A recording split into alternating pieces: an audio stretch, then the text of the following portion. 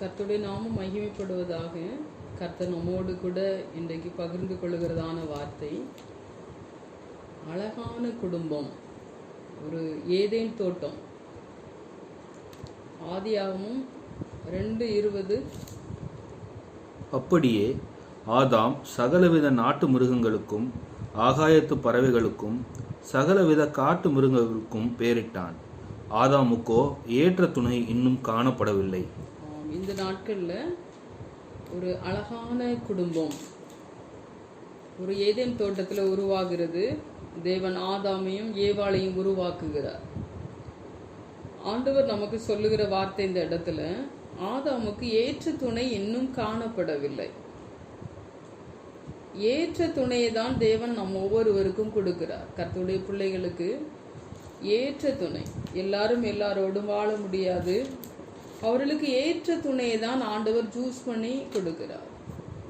அப்படியே கணவன் மனைவிக்குள்ள நம்ம நினைக்கலாம், இது தேவன் நமக்கு ஜூஸ் பண்ணதா, நாமளா ஜூஸ் பண்ணிட்டோமா, இப்படிலாம் நிறைய பேர் நம்ம நினைக்கிறோம். இன்றைக்கு பிரச்சனைகள் வரும்போது, போராட்டங்கள் வரும்போது, நிறையா கண்ணீர் கதறுதல் வரும்போது நம்ம நினைக்கிறோம், தேவன் தெரிந்தெடுத்து தான் நமக்கு இந்த துணையை கொடுத்தாரா, நாம ஜூஸ் பண்ணிட்டோமா, நம்ம அம்மா அப்பா இந்த கணவனையோ மனைவியோ நமக்கு தேர்ந்தெடுத்து கொடுத்து விட்டார்களா என்று சொல்லி நம்ம சந்தேகப்படுகிறோம். இன்றைக்கு பிரச்சனைகள் வரும்போது, போராட்டங்கள் வரும்போது நாம் சந்தேகப்படுகிறோம். தேவன் தான் இதை செய்தாரா, தேவன் தான் நமக்கு இந்த மனைவியை கொடுத்தாரா, இந்த கணவரை கொடுத்தாரா, ஏன் இந்த பிரச்சனை வருது, இப்படியெல்லாம் நம்ம யோசிக்கிறோம். வேதம் நமக்கு சொல்லுகிறது, ஏற்ற துணையை அவர் அந்த ஏவாளை கொடுக்கிறதற்கு முன்பாக அவர் சொல்லுகிறார், ஆதாமுக்கோ ஏற்ற துணை இன்னும் காணப்படவில்லை என்று சொல்லுகிறார். அதற்கு அப்புறம் பார்த்தீங்கன்னா 2:21, 21, 23, 21 இருந்து, அப்பொழுது தேவனாகிய கர்த்தர் ஆதாமுக்கு அயர்ந்த நித்திரையை வரப்பண்ணினார். அவன் நித்திரையடைந்தான். அவர் அவன் விலா எலும்புகளில் ஒன்றை எடுத்து அந்த இடத்தை சதையினால் அடைத்தார். தேவனாகிய கர்த்தர் தாம் மனுஷனில் எடுத்த விலா எலும்பை மனுஷியாக உருவாக்கி அவளை மனுஷனிடத்தில் கொண்டு வந்தார். அப்பொழுதுதான் தேவனாகிய கர்த்தர் ஆதாமுக்கு அயர்ந்த நித்திரையை வரப்பண்ணுகிறார். அவன் நித்திரை அடைந்த பின்பு அவன் விலா எலும்புகளில் ஒன்றை எடுத்து அந்த இடத்தை சதையினால் அடைத்தார். ஒவ்வொருவருக்கும் ஒரு விலா எலும்பு என்று சொல்லலாம். ஏவாளை விலா எலும்புல தான் அவர் சிருஷ்டித்தார். தேவனாகிய கர்த்தர் தாம் மனுஷரில் எடுத்த விலா எலும்பை மனுஷியாக உருவாக்கி அவளை மனுஷனிடத்தில் கொண்டு வந்தார். 23 பார்த்தீங்கன்னா, அப்பொழுது ஆதாம், இவள் என் எலும்பில் எலும்பும் என் மாம்சத்தில் மாம்சமாய் இருக்கிறாள், இவள் மனுஷனில் எடுக்கப்பட்டபடியினால் மனுஷி என்னப்படுவாள் என்றார். இப்ப பாருங்க, இந்த ஒரு விலா எலும்பை எடுத்து அந்த ஏவாளை சிருஷ்டித்து அந்த ஆதாமுக்கு மனைவியாக இவர் கொடுக்கிறார், தேவன் கொடுக்கிறார். இப்படிதான் நமக்கு ஒரு விலா எலும்பு, நாம் இன்றைக்கு ஒரு மனைவியா இருக்கலாம், நாம் ஒரு விலா எலும்புல இருந்து எடுக்கப்பட்டு இருக்கிறோம். தேவனாகிய கர்த்தர் தான் அந்த துணையை நமக்கு கொடுத்திருக்கிறார். ஜெபித்து தேவனுடைய வழிநடத்துதலின்படி நடந்த ஒவ்வொரு திருமணமும் அது தேவனால் நியமிக்கப்படுகிற ஒரு திருமணம், தேவனால் ஏற்படுத்தப்படுகிற ஒரு திருமணம், தேவனால் நிச்சயிக்கப்படுகிற ஒரு திருமணம். தேவன் தான் அந்த துணையை கொடுத்தார் என்று சொல்லி நாம் அதை ஏற்றுக்கொள்வதில்லை. நிறைய பேர் பிரச்சனை வரும்போது நம்ம சோர்ந்து விடுகிறோம். உபத்திரம் வரும்போது, போராட்டம் வரும்போது நாம் சோர்ந்து விடுகிறோம். வேதம் நமக்கு என்ன சொல்லுகிறது என்றால், ஏற்ற துணையை தான் நமக்கு தந்திருக்கிறேன் என்று சொல்லி இன்றைக்கு தேவன் சொல்லுகிறார். எல்லாருக்குமே ஆண்டவர் அந்த ஆதாமுக்கு ஏற்ற துணையை ஏவாளை கொடுத்தது போல நமக்கு அந்த ஏவாளை கொடுத்திருக்கிறார். அந்த ஆதாமை தேவன் நமக்கு கொடுத்திருக்கிறார். கர்த்தர் தான் இதை செய்கிறார், கர்த்தர் தான் இந்த கணவரை கொடுத்திருக்கிறார், கர்த்தர் தான் இந்த மனைவியை கொடுத்திருக்கிறார் என்று சொல்லி மனப்பூர்வமாய் நாம் ஏற்றுக்கொள்ள வேண்டும். கஷ்டம் நஷ்டம் இருக்கலாம், கட்ட நட்ட இருக்கலாம், நல்லது கெட்டது இருக்கலாம். கணவன் மனைவிக்குள்ள தேவன் சிருஷ்டித்து நமக்கு கொடுத்த துணையோடு கூட வாழ நாம் அந்த துணையை முதலாவது தேவன் கொடுத்த துணை, தேவன் கொடுத்த விலா எலும்பு, தேவன் கொடுத்த ஆதாம், தேவன் கொடுத்த ஏவாள் என்று சொல்லி இன்றைக்கு நாம் அதை ஏற்றுக்கொள்ள வேண்டும். எல்லாரும் எல்லாரோடு கூட வாழ முடியாது. தேவனுக்கு தெரியும் இவர்கள் தான் இவர்களோடு கூட வாழ முடியும் என்று சொல்லி. உலக பிரகாரமான ஒரு சொல்லுவாங்க, இந்த மாடு நல்ல மாடு 2 மாடு இருந்தா ஒரு மாட்டுக்கு ஜோடி கிடைக்காது என்று சொல்லுவார்கள். ஒரு மாடு நல்ல மாடா இருக்குமா, ஒரு மாடு சப்பானி மாடா இருக்குமா?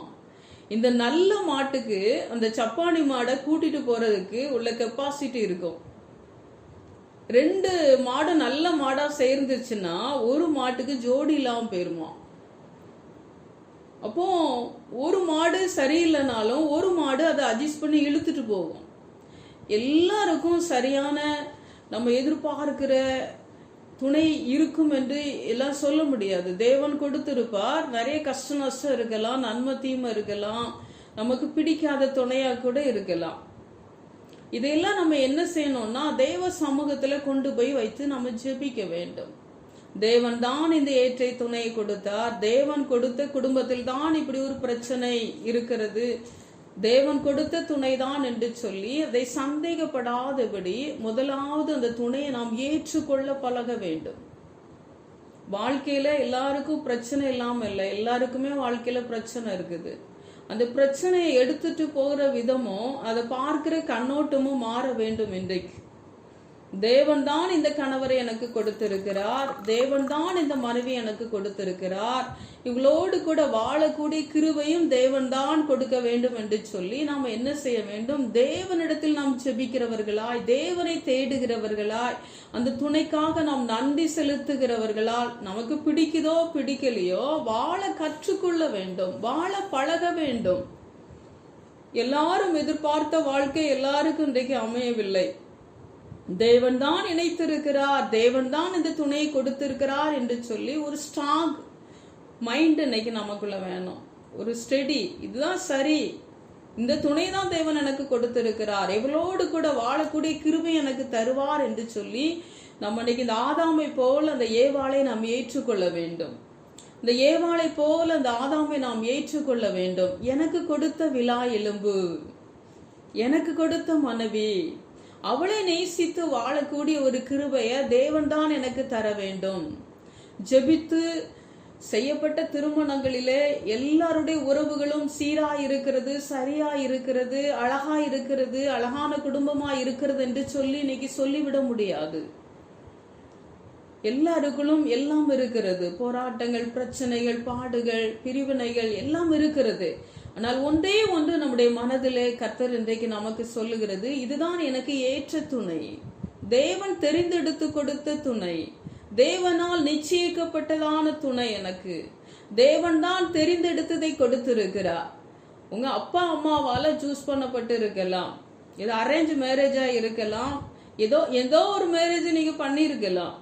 ஆனா இன்றைக்கு கர்த்தர் சொல்லுகிறார், அந்த துணையை நான் தான் உங்களுக்கு கொடுத்தேன் என்று சொல்லி அதை ஏற்றுக்கொள்ளுங்கள், அதை ஏற்றுக்கொள்ளுங்கள். இதைதான் இன்றைக்கு கர்த்தர் அதிகமாக வலியுறுத்துகிறார். ஆதாமுக்கு ஏற்ற துணை ஏவாள் தான், ஏவாளுக்கு ஏற்ற துணை ஆதாம் தான். தேவனுக்கு தெரியும் இவர்கள் தான் இவர்களோடு கூட வாழ முடியும் என்று சொல்லி தேவனுக்கு தெரியும். அதை நாம் மனதில் வைத்து இந்த நாட்களிலே மறுபடியும் ஆவியானவர் வலியுறுத்துகிறது, இவள் தான் என்னுடைய மனைவி, இவர்தான் என்னுடைய கணவர், இவரோடு தான் நான் வாழ வந்திருக்கிறேன், இவரை நான் ஏற்றுக்கொண்டு இவரோடு கூட வாழ நான் கற்றுக்கொள்ள வேண்டும். அப்படியாக நம்முடைய இருதயத்திலே இந்த காரியத்தை இன்றைக்கு எடுத்துக்கொள்ள வேண்டும். எடுத்துக்கொண்டு தேவ சமூகத்துல போய் ஜெபிக்கும் போது நமக்கு பிடிக்குதோ பிடிக்கலையோ, செட் ஆகுதோ செட் ஆகலையோ, தேவன் கொடுத்த துணை என்று ஏற்றுக்கொள்ளும் போது அதை சந்தோஷமாய் கற்றுக்கொள்ள ஆரம்பிப்போம், ஏற்றுக்கொள்ள ஆரம்பிப்போம். நம்முடைய குடும்பம் அழகான குடும்பமாய் மாற ஆரம்பிக்கும். 2:24 இது நிமித்தம் புருஷன் தன் தகப்பனையும் தன் தாயையும் விட்டு தன் மனைவியோடு இசைந்திருப்பான், அவர்கள் ஒரே மாம்சமாய் இருப்பார்கள். தன் தகப்பனையும் தன் தாயை விட்டு தன் மனைவியோடு இசைந்திருப்பான், அவர்கள் ஒரே மாம்சமாயிருப்பார்கள். ஆண்டவர் தாய் தகப்பனை விட்டு நம்மை பிரிக்கிறார். நமக்கு ஒரு குடும்பம், நம்முடைய கணவர், நம்முடைய மனைவி, நம்முடைய பிள்ளை, இந்த உறவுகளே நாம் வருகிறோம். தாய் தகப்பனை விட்டு பிரிந்து, தன் தாயை விட்டு தகப்பனை விட்டு பிரிந்து மனைவியோடு கூட இசைந்திருக்கிறதான ஒரு அனுபவம். ஒரே மாமிசம். வேதம் நமக்கு அதை தான் சொல்லுகிறது. நம்முடைய தாய் தகப்பனை விட்டு நாம் பிரித்தெடுக்கப்படுகிறோம், வேறு பிரிக்கப்படுகிறோம். ஒரே வீட்டுல ஒரே குடும்பத்துல இருந்தாலும் கூட அம்மா அப்பா அப்படிங்கிற ஸ்தானம் நமக்கு வருகிறது. நம்முடைய குடும்பங்கள்ல அம்மா அப்பாவாய் நாம் மாறுகிறோம். நமக்கு ஒரு குழந்தை பிறக்கும் போது நாம் ஒரு தாயாய் மாறுகிறோம், ஒரு தகப்பனாய் மாறுகிறோம், ஒரு குடும்பமாய் மாறுகிறோம். தேவன் இதை தான் குடும்பம் என்று சொல்லுகிறார். இந்த குடும்பத்துல தான் அழகான உறவுகள், அழகான மலர்கள், அழகான என்ன சொல்லுகிறது, அருமையான உணர்வுகள் எல்லாம் அந்த குடும்பத்துல தான் தேவன் நமக்கு வைத்திருக்கிறார். தன்னுடைய காரியத்தை மனைவியோடு கூட கணவரோடு கூட பகிர்ந்து கொள்ளுகிறதான ஒரு அனுபவம், ஒரு ஆலோசனை கேட்டுக்கொள்கிற ஒரு அனுபவம், ஜெபித்து முடிவெடுக்கக்கூடிய ஒரு அனுபவம், என்ன பிரச்சனைனாலும் தேவனோடு கூட பகிர்ந்து கொள்ளலாம். கணவன் மனைவியோடு கூட நாம் ஒரே சரீரமாய் இருப்பதனாலே நாம் பகிர்ந்து கொள்ளலாம். அந்த காரியங்களை நாம் நிறைய கற்றுக்கொள்ளலாம். கணவர் நமக்கு ஒரு ஆலோசனை கொடுக்கும் போது அதை ஏற்றுக்கொள்ளலாம். மனைவி ஒரு ஆலோசனை கொடுக்கும் போது நாம் ஏற்றுக்கொள்ளலாம். ஜெபத்தோடு கூட அந்த ஆலோசனை கேட்டு நடக்கலாம். ஆண்டவரை ஃபர்ஸ்ட் வச்சுட்டு அதுக்கப்புறம் நம்ம ஜெபித்து ஒவ்வொரு ஆலோசனையும் கேட்டுக்கொள்ளலாம். நமக்கு தெரியாதது நம்முடைய மனைவிக்கு தெரியலாம், கணவருக்கு தெரியாதது மனைவிக்கு தெரியலாம். ஆண்டவர் அவர்களுக்குள்ளே அந்த குடும்பங்களுக்குள்ளே இருந்து ஒவ்வொரு காரியத்தையும் உணர்த்துவார். ஒரு மனம், ஒற்றுமை, ஒரே உணர்வுகள், அதுதான் அழகான ஒரு குடும்பத்திற்கு ஒரு அழகு. ஒரே சரீரமாய் நாம் இருக்கிறோம். ஆதியாகமம் 3:1.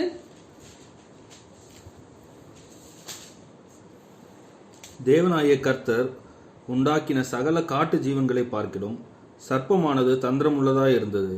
அது ஸ்திரீயை நோக்கி, நீங்கள் தோட்டத்தில் உள்ள சகல விருட்சங்களின் கனியையும் புசிக்க வேண்டாம் என்று தேவன் சொன்னது உண்டோ என்றது.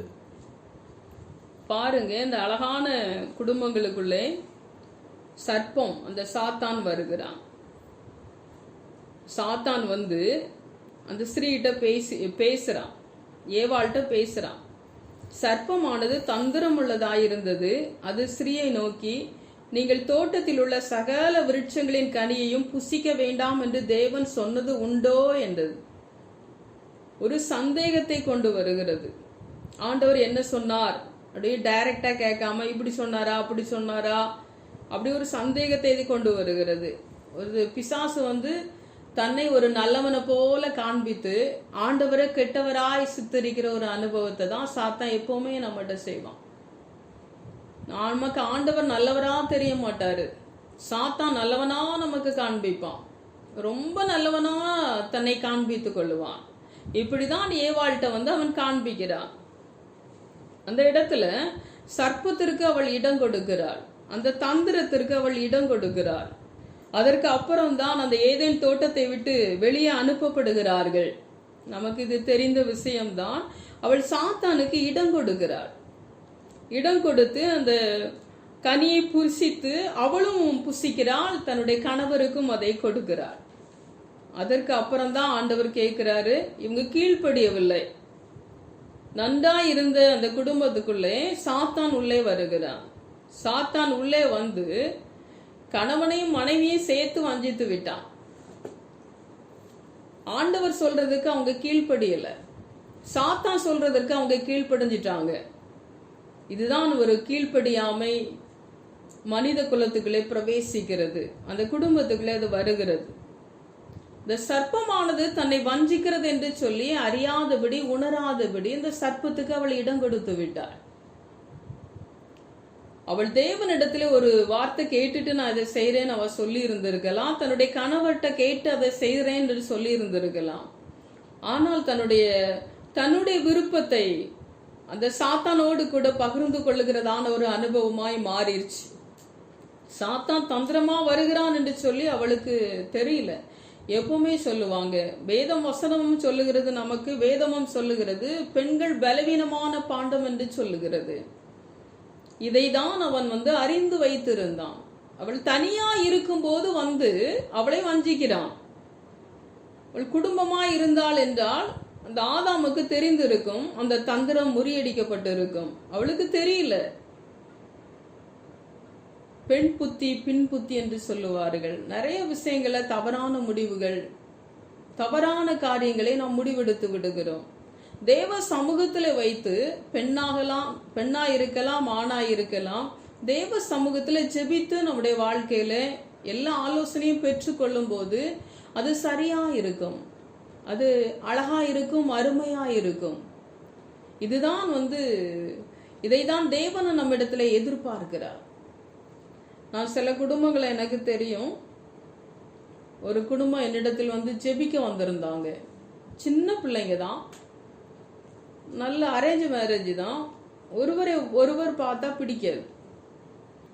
அப்போ அந்த பையன் என்ன பண்ணிட்டான், செல்போனை சுவிட்ச் ஆஃப் பண்ணிட்டு நேரம் ஏதோ ஒரு கோயிலுக்கு போயிட்டான்.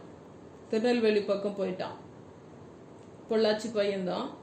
அதுக்கப்புறம் எப்படியோ சுவிட்ச் ஆஃப் எடுத்து விட்டு எப்படியோ மறுபடியும் ஒரு தாய் தகப்பண்டன்னு நினைக்கிறேன், மறுபடியும் பேசியிருக்கிறான், எந்த இடத்துல இருக்கிறேன் என்று சொல்லி இருக்கிறான். ஒரு சமாதானம் இல்லாதபடினால நான் இப்படி போனேன், எனக்கு நிம்மதியே இல்லை அப்படின்னு சொல்லி நான் கேள்விப்பட்டேன். உடுமலைப்பேட்டை அங்கிருந்து வர சொல்லி நாங்கள் ஜெபத்தில் வைத்தோம். 2 பேரையும், அந்த பொண்ணு தாய் வீட்டில் இருந்தாங்க, இந்த பையன் இவங்க வீட்டில் இருந்தாங்க. 2 பேரையும் வர சொல்லி, ஜெபத்திற்கு முன்பாக வர சொல்லி அவர்களுக்கு ஜெபித்த போது கர்த்தர் ஒரு ரகசியத்தை வெளிப்படுத்தினார். இந்த பையன் அந்த மகளை ரொம்ப நேசிக்கிறான். ஆனா குறிப்பிட்ட விஷயங்கள்ல இந்த பிள்ளைக்கு வெறுப்பு. நான் கேட்குறேன், அந்த பையன் அப்படியே தலை கீழே தொங்க போட்டான். என்னப்பா இப்படி இருக்கா அப்படின்னு சொல்லும்போது ஒரு மாதிரி ஆயிட்டான். யார்ட்டையுமே சொல்லலையே, என் ஃப்ரெண்டுகிட்ட கூட சொல்லலையே, உங்களுக்கு எப்படி தெரிந்ததுன்னு கேட்டான். இப்போ நான் சொன்னேன், கர்த்தர் எனக்கு அந்த வெளிப்பாட்டை கொடுத்தார் என்று சொல்லி ஜெபித்தேன். இந்த பின்னணியில என்ன வேலை செய்தது என்று சொல்லி சொன்னால், ஒரு வாளா வெட்டி ஆக்குகிற ஒரு சாபம் கர்த்தர் சொன்னார். அந்த பெண் வீட்டில் அந்த சாபம் வேலை செய்கிறது. ஒரு வாளா வெட்டியா ஒரு சகோதரி இருந்திருக்காங்க. தன்னுடைய கணவரை விட்டு பிரிந்து இருந்திருக்காங்க. அவங்களுக்கு குழந்தையும் இல்லை. நான் கேட்டபோது நான் அதை தெரிந்து கொண்டேன். அவர்கள் நிமித்தமாக ஒரு சாபம் இந்த சகோதரிக்கு வந்திருக்கிறது. கர்த்தர் சொன்னார். அந்த பொண்ணுகிட்ட கேட்ட போது சொன்னாங்க, ஆமா என்று சொல்லி சொன்னார்கள். மறுபடியும் அதை முறித்து நாங்கள் தேவ சமூகத்தில் வைத்து ஜெபித்த போது, அவங்க கிறிஸ்தவங்க கிடையாது. அவங்களை கூப்பிட்டு அழைத்து ஜெபித்து சில ஆலோசனைகளை கொடுத்து, புதிய ஏற்பாடை கொடுத்து, பிளேயரை கொடுத்து நாங்கள் அனுப்பினோம். ஒரு வாரத்துல ஒரு ஃபங்க்ஷன்ல நாங்க பார்த்தோம். ஆச்சரியமா இருந்தது. இவர்களா என்று சொல்லி அந்த முகமெல்லாம் அவ்வளோ பிரைட்டா இருந்தது. கருன்னு இருந்த அந்த பையனுடைய முகம் பார்க்க முடியல, இப்படி இருக்கிறானே நினைச்சேன். ஆனா அவ்வளவு அழகா இருந்தா அன்றைக்கு. அப்போதான் நினைச்சேன், ஏதோ ஒரு சாபக்கட்டு, ஏதோ அந்த பிள்ளைகளை வாளா வெட்டி ஆக்குகிறது என்று சொல்லி, பையனுடைய வாழ்க்கையிலும் சில சாபம், பொண்ணுடைய வாழ்க்கையிலும் சில சாபம். 2 முறித்து ஜெபித்ததுக்கு பின்பு அவர்கள் நன்றாயிருக்கிறார்கள். ரொம்ப சந்தோஷமா இருந்தது எங்களுக்கு. சில குடும்பங்கள் இன்றைக்கு பிரிந்து இருக்கலாம். சிலவங்க மேல அன்பு இல்லாம வெறுப்பா கசப்போடு கூட இன்றைக்கு இருந்து கொண்டு இருக்கலாம். இது தேவனால் ஏற்படுத்தப்பட்ட ஒரு கணவன் மனைவியாய் நீங்கள் இருக்கலாம். தேவனுடைய சித்தத்தின்படி நீங்கள் இணைக்கப்பட்டு இருக்கலாம். ஆனா உங்க பின்னணியத்துல ஏதோ ஒரு சாபம் உங்களை வாளா வெட்டி ஆக்கி கொண்டு இருக்கலாம். வாழ விடாமல் தடை செய்கிற சில சாபங்கள் உங்கள் பெற்றோர் மூலமாய் வந்திருக்கலாம். மற்றவர்கள் யாராவது உங்களை சபித்து இருக்கலாம். இதெல்லாம் நீங்கள் அலசி ஆராய்ந்து அதை தேவ சமூகத்திலே ஒப்பு கொடுத்து அதை முறித்து நீங்கள் செபிக்கும் போது அந்த சாபம் உங்களை விட்டு விலகும். சாபம் சில அசுத்த ஆவிதான். இந்த சாபம் சில அசுத்த ஆவி நம்மளோடு கூட போராடி கொண்டு இருக்கும். நம்முடைய வாழ்க்கையிலே ஒரு சந்தோஷம் இருக்காது, சமாதானம் இருக்காது, ஒரு நிம்மதி இருக்காது. கணவனை பார்த்தா மனைவிக்கு பிடிக்காது, மனைவியை பார்த்தா கணவனுக்கு ஒரு எரிச்சல் உண்டாகும்.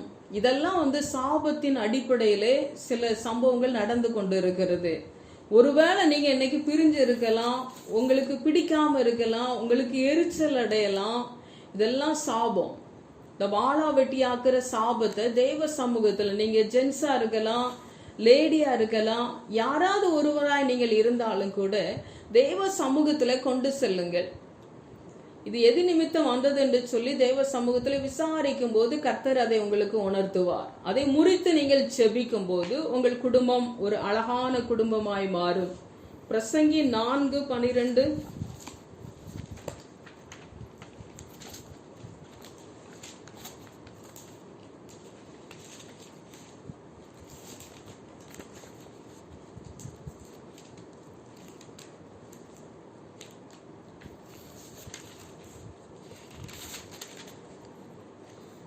ஒருவனை யாதாம் ஒருவன் மேற்கொள்ள வந்தால் இருவரும் அவனுக்கு எதிர்த்து நிற்கலாம். முப்புரி நூல் சீக்கிரமாய் ஆறாது. வேத வசனம் நமக்கு என்ன சொல்லுகிறது என்றால், முப்புரி நூல் ஆறாது. தேவனோடு கூட இணைந்து வாழுகிறதான ஒரு வாழ்க்கை. தேவனை நமக்கு எஜமானாய், தேவனை நமக்கு தெய்வமாய், தேவனை நமக்கு ஆண்டவராய் வைக்கும் போது கணவன் மனைவி தேவனோடு கூட இணைந்து முப்புரி நூலாய் நாம் மாறுகிறோம். சொல்லுவாங்க 3 முடிச்சு அப்படிலாம் இது சொல்றதெல்லாம் அதுதான். தேவனோடு கூட இணைந்து வாழுகிறதான ஒரு வாழ்க்கை தான் முப்புரி நூல்.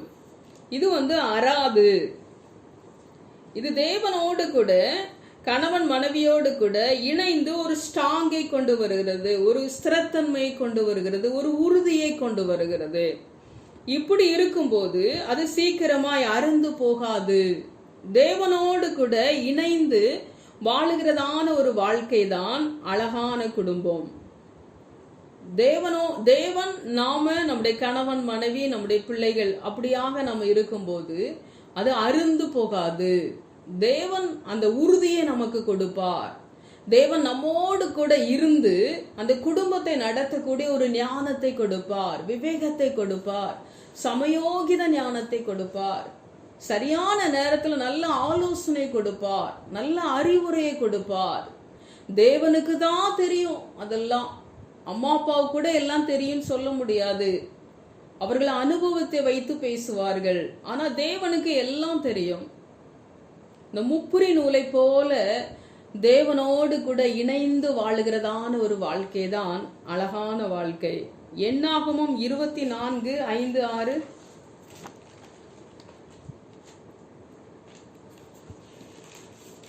யாக்கோபே, உன் கூடாரங்களும் இஸ்ரவேலே உன் வாசஸ்தலங்களும் எவ்வளவு அழகானவைகள்.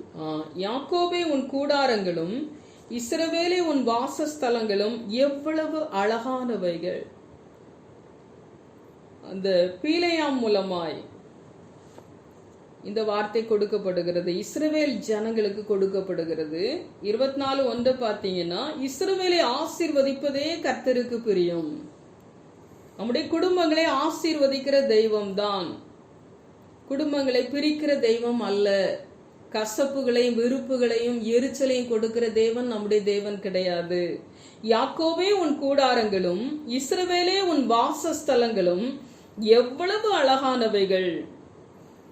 நம்ம குடும்பத்தை பார்த்து சொல்லுவாங்க, எவ்வளவு அருமையான குடும்பத்தை நடத்துறாங்க, எவ்வளவு அருமையான பெற்றோர், எவ்வளவு அருமையான பிள்ளைகள். குடும்பம்ன்றதா இப்படிதான் இருக்கணும். நான் ஊர்ல கூட ஒரு சில குடும்பங்களை நான் பார்ப்பேன். அவ்வளவு ஆச்சரியமா இருக்கும் அந்த குடும்பங்களை பார்த்தா. இப்ப சமீபத்துல கூட நான் அந்த குடும்பத்தை பார்த்தேன். ஆச்சரியமா இருக்கும். இந்த அண்ணா அந்த ஆச்சரியமா இருந்தது. அந்த அக்கா நல்லா ஜெபிக்கிற அக்கா தான். அந்த அண்ணா கூட அவ்வளவா ஜெபிச்ச மாதிரி இல்லை. இப்போதான் நான் பார்த்தேன். எத்தனையோ காரியங்கள்ல அந்த அக்காவுக்கு பிடிக்காத மாதிரிதான் அந்த அண்ணா நடந்துட்டு இருந்திருக்காங்க. நல்ல அண்ணா, ஆனா இயேசுவை தேட மாட்டாங்களாம். நிறைய கோயில்களுக்கெல்லாம் ஏர்போர்ட்ல இருந்தாங்க அந்த அண்ணா. அப்படினால அவங்க சரியா வழி நடத்தப்படலன்னு நினைக்கிறேன். அந்த கோயிலுக்கு போறேன், இந்த கோயிலுக்கு போறேன், அங்க போறேன், இங்க போறேன்னு எல்லாம் போவாங்களாம். அந்த அக்கா எதுவுமே திட்டவே மாட்டாங்களாம். அமைதியா பொறுமையோடு இருப்பாங்களாம் சொல்றாங்க அந்த அக்கா. எப்படினாலும் ஒரு நாள் ஆண்டவர் என்கிட்ட கொண்டு வருவாரு, இயேசு அவங்க தேடுவாங்கன்னு சொல்லி நான் அமைதியா தேவ சமூகத்துல இருந்தேன். 70 வயசுக்கு மேலாச்சு. இப்பதான் அந்த அண்ணா ஆண்டவரை தேடுறாங்க. ஆனா அப்படி தெரியாதவங்கள பார்த்தா அவ்வளவு ஆச்சரியமா இருக்கும். ரொம்ப சந்தோஷமா இருந்தது. இத்தனை காலமும் இப்படி எப்படிக்கா நீங்க பொறுமையா இருந்தீங்க அப்படின்னு நான் கேட்டேன். இப்பதான் இயேசுவை தேடுறாங்க, உண்மையான தெய்வம் இயேசுன்னு இப்பதான் சொல்றாங்க. இவங்கெல்லாம் கிறிஸ்தவங்க தான். நான் ஒன்னே ஒன்று சொன்னாங்க, இந்த கிறிஸ்தவங்களை பார்த்தே இந்த அண்ணன் வெறுத்துட்டாங்க, கிறிஸ்துவையே வெறுத்துட்டாங்க. ஸ்தோத்திரம். இந்த காந்தியடிகளை கூட அப்படிதான் சொல்லுவாங்க. ஒரு கிறிஸ்தவனை பார்த்துதான் இயேசு கிறிஸ்துவே அவர் வெறுத்தாராம் சொல்லுவாங்க. கிறிஸ்தவங்க இன்னைக்கு சாட்சியா இருக்கிறது இல்ல, எடுத்துக்காட்டா இருக்கிறது இல்ல. மற்றவங்களுக்கு கிறிஸ்தவங்க இன்னைக்கு இடரலா இருக்கிறதுனால நிறைய பேர் கிறிஸ்துவை ஏற்றுக்கொள்ள முடியாம போயிடுறாங்க. நம்ம கிறிஸ்தவங்க ஊழியம் செய்யறவங்களா இருக்கலாம், ஜெபிக்கிறவங்களா இருக்கலாம். ஒரு நாள் கிறிஸ்தவங்க மற்றவங்களுக்கு இடரலா இருக்கக்கூடாது. வேத வசனம் சொல்லுகிறது, இடரலா இருக்கிறவன் எவனோ அவன் கழுத்துல ஏந்திர கல்லை கட்டி கடலிலே அமிழ்த்துவது நலமா இருக்கும் என்று சொல்லி. ஒரு நாளும் மற்ற குடும்பங்களுக்கு இடரலா இருக்காதீங்க, ஆசீர்வாதமா இருங்க. மற்றவங்க குடும்பங்களை அழிக்காதீங்க, மற்றவங்க குடும்பத்தை நாசம் பண்ணாதீங்க, மற்றவங்க குடும்பத்தின் பெயரை கெடுக்காதீங்க, மற்றவங்களை குற்றப்படுத்தாதீங்க, மற்றவங்களை குறை சொல்லாதீங்க, மட்டம் தட்டாதீங்க. கர்த்தர் அருவருக்கிற காரியத்தை, அசுத்தத்தை செய்யாதிருங்க. கிறிஸ்தவங்க அப்படின்னு சொன்னாலே கிறிஸ்துவ பிரதிபலிக்கிறவங்களா நம்ம இருக்கணும். ஆண்டோடைய நாமம் மகிமைப்படுகிற விதத்திலே நம்ம நடக்கணும். கர்த்தருக்கு பயந்து வாழக்கூடிய ஒரு பிள்ளைகளா நம்ம இருக்கணும், சொல்லணும். இவங்க கர்த்தருக்கு பயப்படுகிற பிள்ளைங்கன்னு சொல்லணும். உங்கள் தேவனால் ஆசீர்வதிக்கப்பட்ட பிள்ளைங்கன்னு நம்மளை பார்த்து சொல்லணும், நம்ம குடும்பங்களை பார்த்து சொல்லணும். ஒருவேளை இன்னைக்கு மற்றவங்களுக்கு இடரலா இருந்தீங்கன்னா கூட நீங்க ஆண்டவர்கிட்ட மன்னிப்பு கேளுங்க. உண்மையான கிறிஸ்தவ வாழ்க்கை வாழணும்னு நீங்க ஆண்டவர்கிட்ட கேளுங்க. ஆண்டோடைய நாம உங்க மூலமா அன்னைக்கு தூசிக்கப்பட்டிருக்கலாம். எத்தனையோ பேருக்கு நீங்க இடரலா இருந்திருக்கலாம், உங்க வாழ்க்கை இடரலா இருந்திருக்கலாம், உங்க பேச்சு இடரலா இருந்திருக்கலாம், மற்றவங்க கிறிஸ்துவ கூட ஏற்றுக்கொள்ள முடியாம நீங்க இடரலா இருந்திருக்கலாம். அன்றைக்கு ஸ்தோத்திரம். ஆண்டோடைய கரத்துல இன்னைக்கு நீங்க ஒப்பு கொடுங்க. உண்மையான ஒரு கிறிஸ்தவ வாழ்க்கை வெளிச்சமா இருக்கிறது தாங்க கிறிஸ்தவ வாழ்க்கை. மெழுகுவர்த்தியா இருக்கிறது தான் கிறிஸ்தவ வாழ்க்கை. இன்றைக்கு நம்ம எப்படி இருக்கிறோமா, உப்பா இருக்கிறது தான் கிறிஸ்தவ வாழ்க்கை. உப்பு தன்னும் கெட்டு போகாது, மற்றவங்களையும் கெடாது, கெட்டு போக பண்ணாதது. வெளிச்சம் இருளை போக்குறது தான் வெளிச்சம். அப்படியே சுவிசேஷம் தான் இன்னைக்கு நமக்கு வெளிச்சம். அந்த சுவிசேஷத்தை அறிவிக்கிறவங்களா நம்ம இருக்கணும், அந்த வெளிச்சத்தை காண்பிக்கிறவங்களா இருக்கணும். நம்ம போகிற இடங்கள்லாம் இருள் விலகணும், வெளிச்சம் உதிக்கணும். கிறிஸ்தவங்க வாழ்க்கை ஒரு மெழுகுவர்த்தியை போல இருக்கணும். மெழுகுவர்த்தி மற்றவங்களுக்கு வெளிச்சம் கொடுக்குது, அது தன்னையே அழிக்குது. தியாகம் பண்ணுகிற கிறிஸ்தவ வாழ்க்கை தாங்க கிறிஸ்தவ வாழ்க்கை. தேவன் அந்த உலகத்திற்கு வந்தாரு, தன்னையே கொடுத்தாரு, ரத்தத்தையே கொடுத்தாரு, ஜீவனையே கொடுத்தாரு. அந்த இயேசு கிறிஸ்துவ பின்பற்றுகிற நாமும் மற்றவங்களுக்கா ஜீவனை கொடுக்கக்கூடிய ஒரு அன்பு நமக்கு இன்னைக்கு இருக்கிறதா? இல்லையே. ஒரு ஜெபிக்கிறவங்களா இருக்கிறோமா, நல்ல ஆலோசனை கொடுக்கிறவங்களா இருக்கிறோமா, நல்ல வழியை காட்டுறவங்களா நம்ம இருக்கிறோமா? இன்னைக்கு அப்படி நம்ம இருக்கணும். இன்னைக்கு நிறைய பேர் நம்ம அந்த கிறிஸ்தவ வாழ்க்கை வாழல. கிறிஸ்தவங்கனாலே இன்னைக்கு பயமா இருக்குது, கிறிஸ்தவங்கிட்ட பேசுறதுக்கு பயமா இருக்குது, ஒரு காரியத்தை பகிர்ந்து கொள்ள பயமா இருக்குது. அவங்க ஊரெல்லாம் சொல்லிடுறாங்க இந்த ரகசியத்தை. அப்படி நம்ம இருக்கவே கூடாது. இன்னைக்கு மற்றவங்களுக்கு இடரலா இருக்கிறவங்க தெய்வ சமூகத்துல போய் நம்ம மாற போறோம். இன்னைக்கு கர்த்தர் அப்படிப்பட்ட கிருபைக்குள்ள நடத்துவாராக. 1 ராஜாக்கள் 21:5-7. 1 ராஜாக்கள் 21 அப்பொழுது அவன் மனைவியாகிய ஏசபேல் அவனிடத்தில் வந்து, நீர் போஜனம் பண்ணாதபடிக்கு உம்முடைய மனம் சலிப்பாய் இருக்கிறது என்ன என்று அவனை கேட்டதற்கு, அவன் அவளை பார்த்து, நான் யெஸ்ரயேலனாகிய நாபோத்தோடே பேசி, உன் திராட்சை தோட்டத்தை எனக்கு விலைக்கிரயமாய் கொடு, அல்லது உனக்கு ராசியானால் அதற்கு பதிலாக வேறே திராட்சை தோட்டத்தை உனக்கு தருவேன் என்றேன். அதற்கு அவன், என் திராட்சை தோட்டத்தை உமக்கு கொடுக்க மாட்டேன் என்று சொன்னான் என்றான். அப்பொழுது அவன் மனைவியாகிய ஏசபேல் அவனை நோக்கி, நீர் இப்போது இஸ்ரவேலின் மேல் ராஜ்யபாரம் பண்ணுகிறவர் அல்லவா? நீர் எழுந்து போஜனம் பண்ணி மனமகிழ்ச்சியாயிரும். யெஸ்ரயேலனாகிய நாபோத்தின் திராட்சை தோட்டத்தை நான் உமக்கு கொடுப்பேன் என்று சொன்னாள். அவள் ஆகாபின் பெயரால் நிருபங்களை எழுதி அவன் முத்திரையை அவைகளுக்கு போட்டு அந்த நிருபங்களை நாபோத்திற்கும் பட்டணத்தில் அவனோட குடியிருக்கிற மூப்பரிடத்திற்கும் பெரியோரிடத்திற்கும் அனுப்பினாள். அந்த நிருபங்களில் அவள் எழுதினது என்னவென்றால், நீங்கள் உபவாசம் என்று பிரசித்தப்படுத்தி நாபோத்தை ஜனத்தின் முன் நிறுத்தி தேவனையும் ராஜாவையும் தூஷித்தாய் என்று அவன் மேல் சாட்சி சொல்லுகிற வேலியாளின் மக்களாகிய 2 பேரை அவனுக்கு எதிராக நிறுத்தி அவனை வெளியே கொண்டு போய் அவன் சாகும்படிக்கு அவனை கல்லெறியுங்கள் என்று எழுதினாள். பாருங்க, இந்த இடத்துல ஏசபேல், ஆகாப் ராஜா அவருடைய மனைவி தான் அந்த ஏசபேல். இந்த ஆகாப் வந்து நாபோத்தனுடைய திராட்சை தோட்டத்தை விலைக்கு கேட்கிறாரு. அவரு ஆகாப்பருடைய அரண்மனை பக்கத்துல இந்த திராட்சை தோட்டம் இருக்கிறது. இதை கேட்கும்போது நாபோத்து நான் தரமாட்டேன்னு சொல்லிட்டாரு. அது என்னுடைய பிதாக்களுடைய சுதந்திரம், நான் இதை உனக்கு கொடுக்க மாட்டேன் அப்படி சொல்றாரு. இவர் வந்து சரியா சாப்பிடாம தன் முகத்தை திருப்பிக்கிட்டு படுத்திருக்கிறாரு. வந்து அந்த மனைவி வந்து கேட்கிறா, ஏசபேல் வந்து கேட்கிறா, ஏன் உன் மனம் இப்படி சலிப்பா இருக்குது என்ன என்று கேட்டதற்கு, அந்த நாபோத்துட்ட நான் திராட்சை தோட்டத்தை கேட்டேன், அவன் எனக்கு தரமாட்டேன்ட்டான் அப்படின்ன மாதிரி சொல்றார். அப்பொழுது அந்த ஏசபேல் சொல்றா, நீர் இப்போது இஸ்ரவேலின் மேல் ராஜ்யபாரம் பண்ணுகிறவர் அல்லவா? நீர் இப்போ ராஜா அல்லவா? நீர் எழுந்து போஜனம் பண்ணி மகிழ்ச்சியாயிரும். யெஸ்ரயேலன் ஆகிய நாபோத்தின் திராட்சை தோட்டத்தை நான் உமக்கு கொடுப்பேன் என்று சொல்கிறார். இது என்ன என்றால் பெண் ஆதிக்கம். ஒரு குடும்பத்துல இந்த ஆகாப்பு சரியான முடிவு எடுத்திருக்கணும், சரியான ஆலோசனை கொடுத்திருக்கணும்.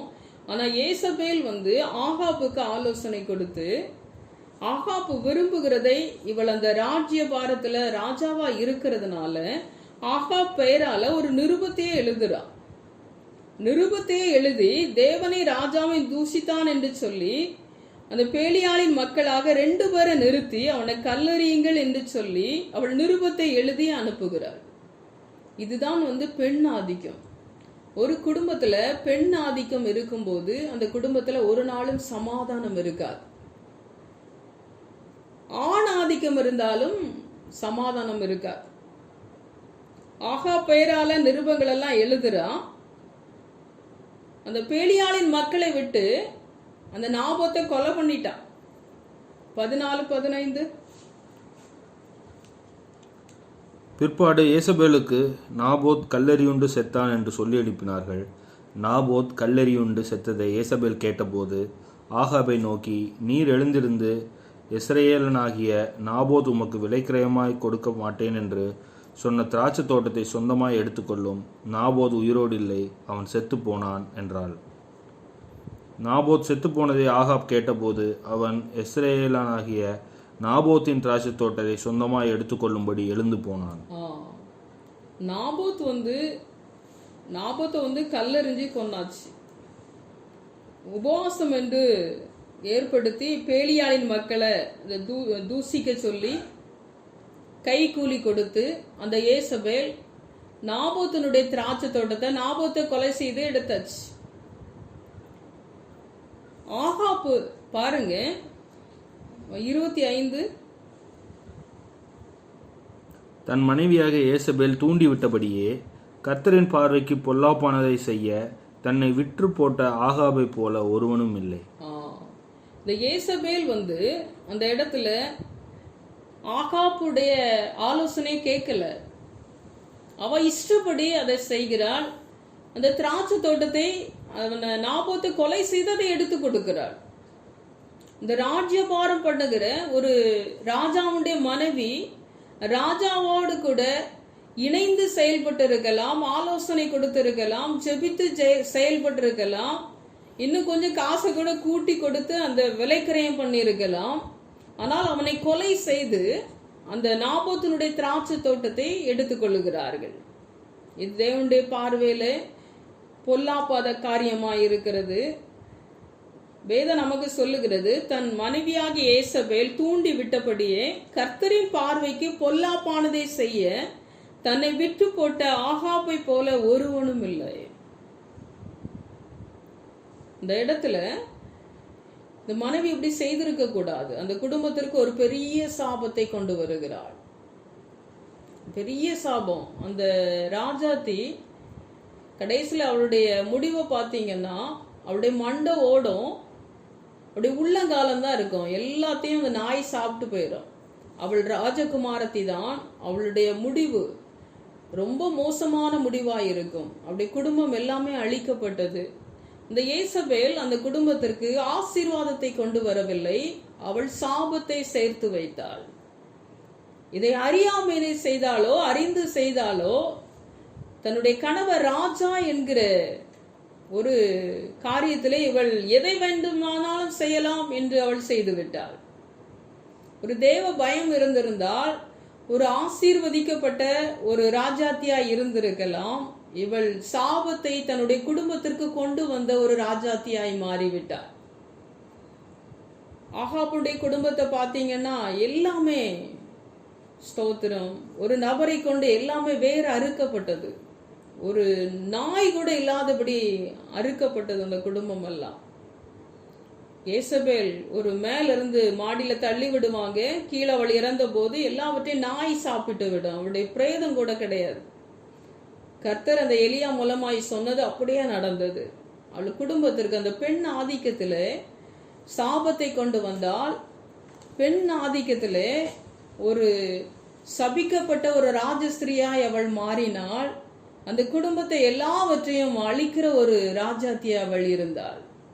பெண் ஆதிக்கம் என்பது தற்காலத்தில் அது சந்தோஷமாய் தெரியலாம், ஆனால் அது குடும்பத்தை அழித்து விடும், சமாதானத்தை குலைத்து விடும்.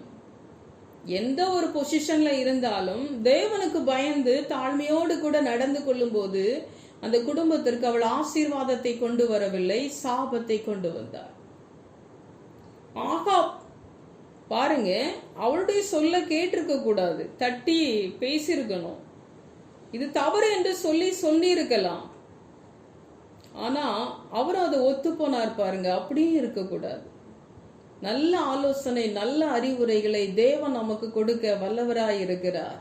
எது வேணும்னாலும் ஆண்டுடைய சமூகத்தில் ஜெபிக்கும் போது நமக்கு என்ன தேவைன்னு அவர் வாங்கி தருவார்.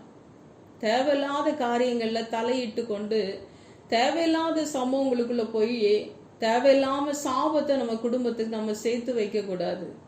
கொஞ்சமா இருந்தாலும் பரவாயில்ல, அது ஆசீர்வாதமாய் இருக்கும். பேராசை பெரு நஷ்டம். சில காரியங்களுக்கு தேவனுக்கு பிடிக்கல அப்படின்னு சொன்னா நமக்கு பிடிக்க கூடாது. ஏசபேலை போல நாபோத்தினுடைய திராட்சை தோட்டத்தை இப்படி அபகரித்து அவனை கொலை செய்து எடுக்க கூடாது. அந்த குடும்பத்தையே அழிச்சிட்டு பாருங்க. இந்த ஏசபேலை மாதிரியே ஜென்ஸுகளும் ஆண்களும் இன்னைக்கு இருக்கக்கூடாது. ஆண் ஆதிக்கம் சில நபர் இருக்காங்க, ஆண் ஆதிக்கம், நான் சொன்னதுதான் நீங்க கேட்கணும், அப்படி இல்லை. ஆண் ஆதிக்கமும் சமாதானத்தை குலைத்து விடும், பெண் ஆதிக்கமும் சமாதானத்தை குலைத்து விடும். தேவனுடைய ஆளுகை வர வேண்டும். மத்தேயு 11:28-30 வரை. வருத்தப்பட்டு பாரம் சுமக்கிறவர்களே, நீங்கள் எல்லாரும் என்னிடத்தில் வாருங்கள், நான் உங்களுக்கு இளைப்பாறுதல் தருவேன். நான் சாந்தமும் மனத்தாழ்மையுமாய் இருக்கிறேன். என் நுகத்தை உங்கள் மேல் ஏற்றுக்கொண்டு என்னிடத்தில் கற்றுக்கொள்ளுங்கள், அப்பொழுது உங்கள் ஆத்துமாக்களுக்கு இளைப்பாறுதல் கிடைக்கும். என் நுகம் மெதுவாயும் என் சுமை லகுவாயும் இருக்கிறது என்றார். என்ன சொல்றாருன்னா, நான் சாந்தமும் மனத்தாழ்மையுமாய் இருக்கிறேன், என் நுகத்தை உங்கள் மேல் ஏற்றுக்கொண்டு என்னிடத்தில் கற்றுக்கொள்ளுங்கள், அப்பொழுது உங்கள் ஆத்துமாக்களுக்கு இளைப்பாறுதல் கிடைக்கும். என் நுகம் மெதுவாயும் என் சுமை லகுவாயும் இருக்கிறது என்றார். அவருடைய நுகத்தை நம்ம ஏற்றுக்கொள்ளணும், அவருடைய ஆளுகையை நம்ம ஏற்றுக்கொள்ளணும். அவருடைய ஆளுகை நம்ம குடும்பத்துல இருக்கும்போது, அவருடைய ஆளுகை என்று சொன்னால் அவர் நம்முடைய குடும்பத்திற்கு எஜமானாய் இருப்பது. நம்முடைய குடும்பத்தை நடத்த 100க்கு 100 அவருடைய கரத்துல நம்ம ஒப்பு கொடுத்திருக்க வேண்டும். அவர் நமக்கு ஆண்டவராய், தேவனாய், எஜமானாய் இருந்து நம்மை அவர் நடத்துவார். என் நுகம் மெதுவாயும் என் சுமை லகுவாயும் இருக்கிறது என்றார். எல்லாத்தையும் நம்ம மனசுல போட்டு அப்படியெல்லாம் புலம்பணும்னு தேவையே இல்லை. வருத்தப்பட்டு பாரம் சுமக்கிறவர்களே, நீங்கள் எல்லாரும் என்னிடத்திற்கு வாருங்கள், நான் உங்களுக்கு இளைப்பாறுதல் தருவேன். எந்த பிரச்சனையானாலும் ஆண்டுடைய சமூகத்திற்கு போகும்போது ஒரு விடுதலை உண்டாகிறது, சமாதானம் உண்டாகிறது, ஒரு இளைப்பாறுதல் நமக்கு கிடைக்கிறது. கிறிஸ்தவங்க ஜெபிக்கிறவங்க, கர்த்தருடைய பிள்ளைகள்லாம் இன்னைக்கு சமாதானமா வாழ முடியும். ஏன்னா எல்லா பிரச்சனையும் அவருடைய சமூகத்துல நம்ம இறக்கி வைக்கலாம். அன்னைக்கு கர்த்தர் மேல் உன் பாரத்தை வைத்து விடு, அவர் உன்னை ஆதரிப்பார். நீதிமானை ஒருபோது தள்ளாட விட்டார். எல்லா பாரத்தையும் ஸ்தோத்திரத்தோடு கூடிய ஜெபத்தினாலும் வேண்டுதலினாலும் தேவனுக்கு தெரியப்படுத்துங்கள். அப்பொழுது எல்லா புத்திக்கும் மேலான தேவ சமாதானம் உங்களை ஆட்கொள்ளும். வேத வசனம் இன்றைக்கு நமக்கு அப்படிதான் நமக்கு போதிக்கிறது. வேத வசனத்தின்படி வாழ நாம் கற்றுக்கொள்ள வேண்டும். அவருடைய ஆளுகை நான் சொன்னபடிதான் நீங்க கேட்கணும், அப்படி இல்லை. பெண்களாகிய நாமும் அப்படி சொல்லக்கூடாது, ஆண்களும் அப்படி சொல்லக்கூடாது. ஆண் ஆளுகையும் ஆண் ஆதிக்கமும் பெண் ஆதிக்கமும் குடும்பத்தை அழித்து விடும். குடும்பத்திற்கு அது சாபத்தை கொண்டு வரும், ஒரு ஆசீர்வாதத்தை கொண்டு வராது. அடிமையாய் நடத்தக்கூடாது. தேவனுடைய கரத்துல நம்ம குடும்பத்தை ஒப்பு கொடுக்கும் போது தேவன் நமக்கு தெய்வமா இருந்து நம்மை நடத்துவார். ஜெபிக்கிறவர்களாய் இன்னைக்கு இருக்கலாம். கணவன் மனைவியா இருந்து தேவ சமூகத்திலே ஜெபித்து ஒவ்வொரு முடிவையும் நீங்கள் எடுக்கலாம். 2 நாள் 3 நாள் பாஸ்டிங் போட்டு ஜெபிக்கலாம். சில காரியத்திற்காக 1 வாரம் பாஸ்டிங் போடலாம். நீங்க தொடர்ந்து அப்படி ஜெபிக்கும் போது கர்த்தருடைய ஆளுகை உங்க குடும்பத்துக்குள்ள வரும். நீங்க சொல்லணும், என் குடும்பத்தை நீங்க ஆளுகை செய்யுங்கப்பா, என் குடும்பத்தை நீங்க நடத்துங்க, என் பிள்ளைகளை நீங்க நடத்துங்க. அப்படி நம்ம ஒப்பு கொடுத்து ஜெபிக்க ஆரம்பிக்கும் போது பெண் ஆதிக்கமும் இருக்காது, ஆண் ஆதிக்கமும் இருக்காது. கர்த்தருடைய ஆளுகை, கர்த்தருடைய ஆச்சரியமான அற்புதமான நடத்துதலை நீங்க பார்க்க முடியும். நீங்க ஆண்டோடைய கரத்துல உங்க குடும்பத்தை தேவனின் ஆளுகைக்குள்ள ஒப்பு கொடுக்கும் போது ஒரு அழகான குடும்பமாய் அது மாறும். அலங்கோலமாய் இருக்கிற குடும்பங்கள் இன்றைக்கு அழகான குடும்பமாய் மாற வேண்டும் என்றால் தேவனுடைய ஆளுகை உங்க குடும்பங்கள்ல வரணும்.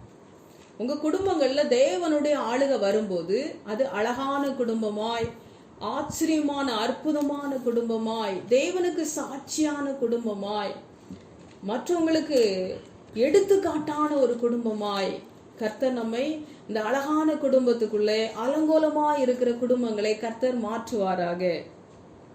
இன்னொரு காரியத்தை நம்ம பார்க்க போறோம், அன்பான குடும்பம். தீத்து 2:1-2.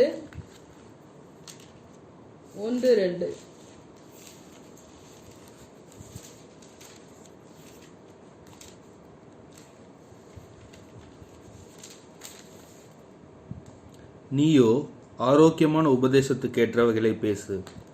முதிர் வயதுள்ள புருஷர்கள் ஜாக்கிரதை உள்ளவர்களும் நல்லொழுக்கம் உள்ளவர்களும் தெளிந்த புத்தி உள்ளவர்களும் விசுவாசத்திலும் அன்பிலும் பொறுமையிலும் ஆரோக்கியம் உள்ளவர்களுமாய் இருக்கும்படி புத்தி சொல்லு.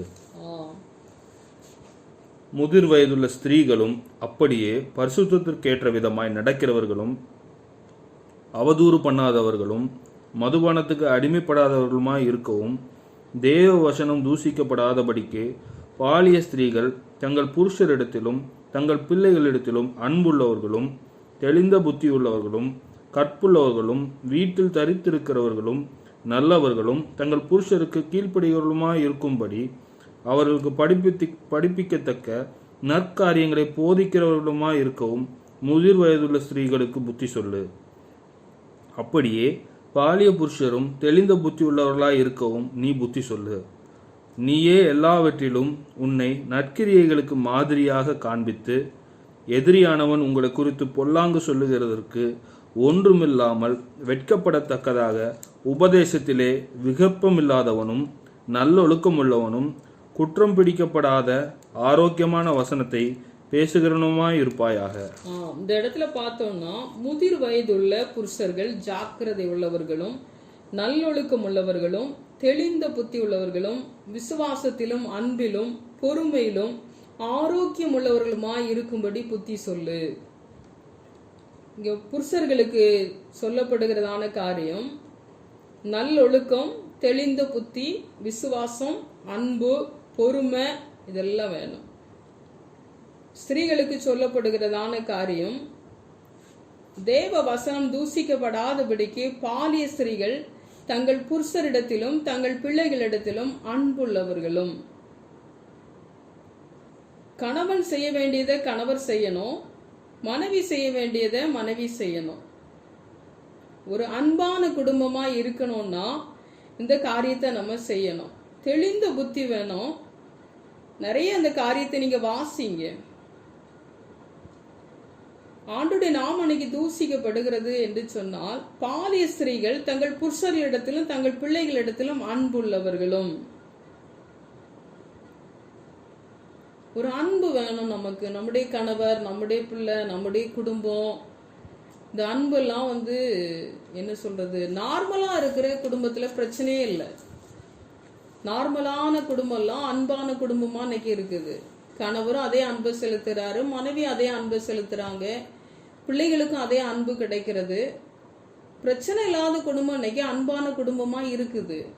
பிரச்சனை வரும்போது பெண்கள் இன்னைக்கு பிசாசா மாறிடுறோம். இன்னைக்கு பிரச்சனை இருந்து அப்படி ஆயிடுறோம் நம்ம. இன்னைக்கு கணவர்மாரும் இன்னைக்கு அப்படிதான்.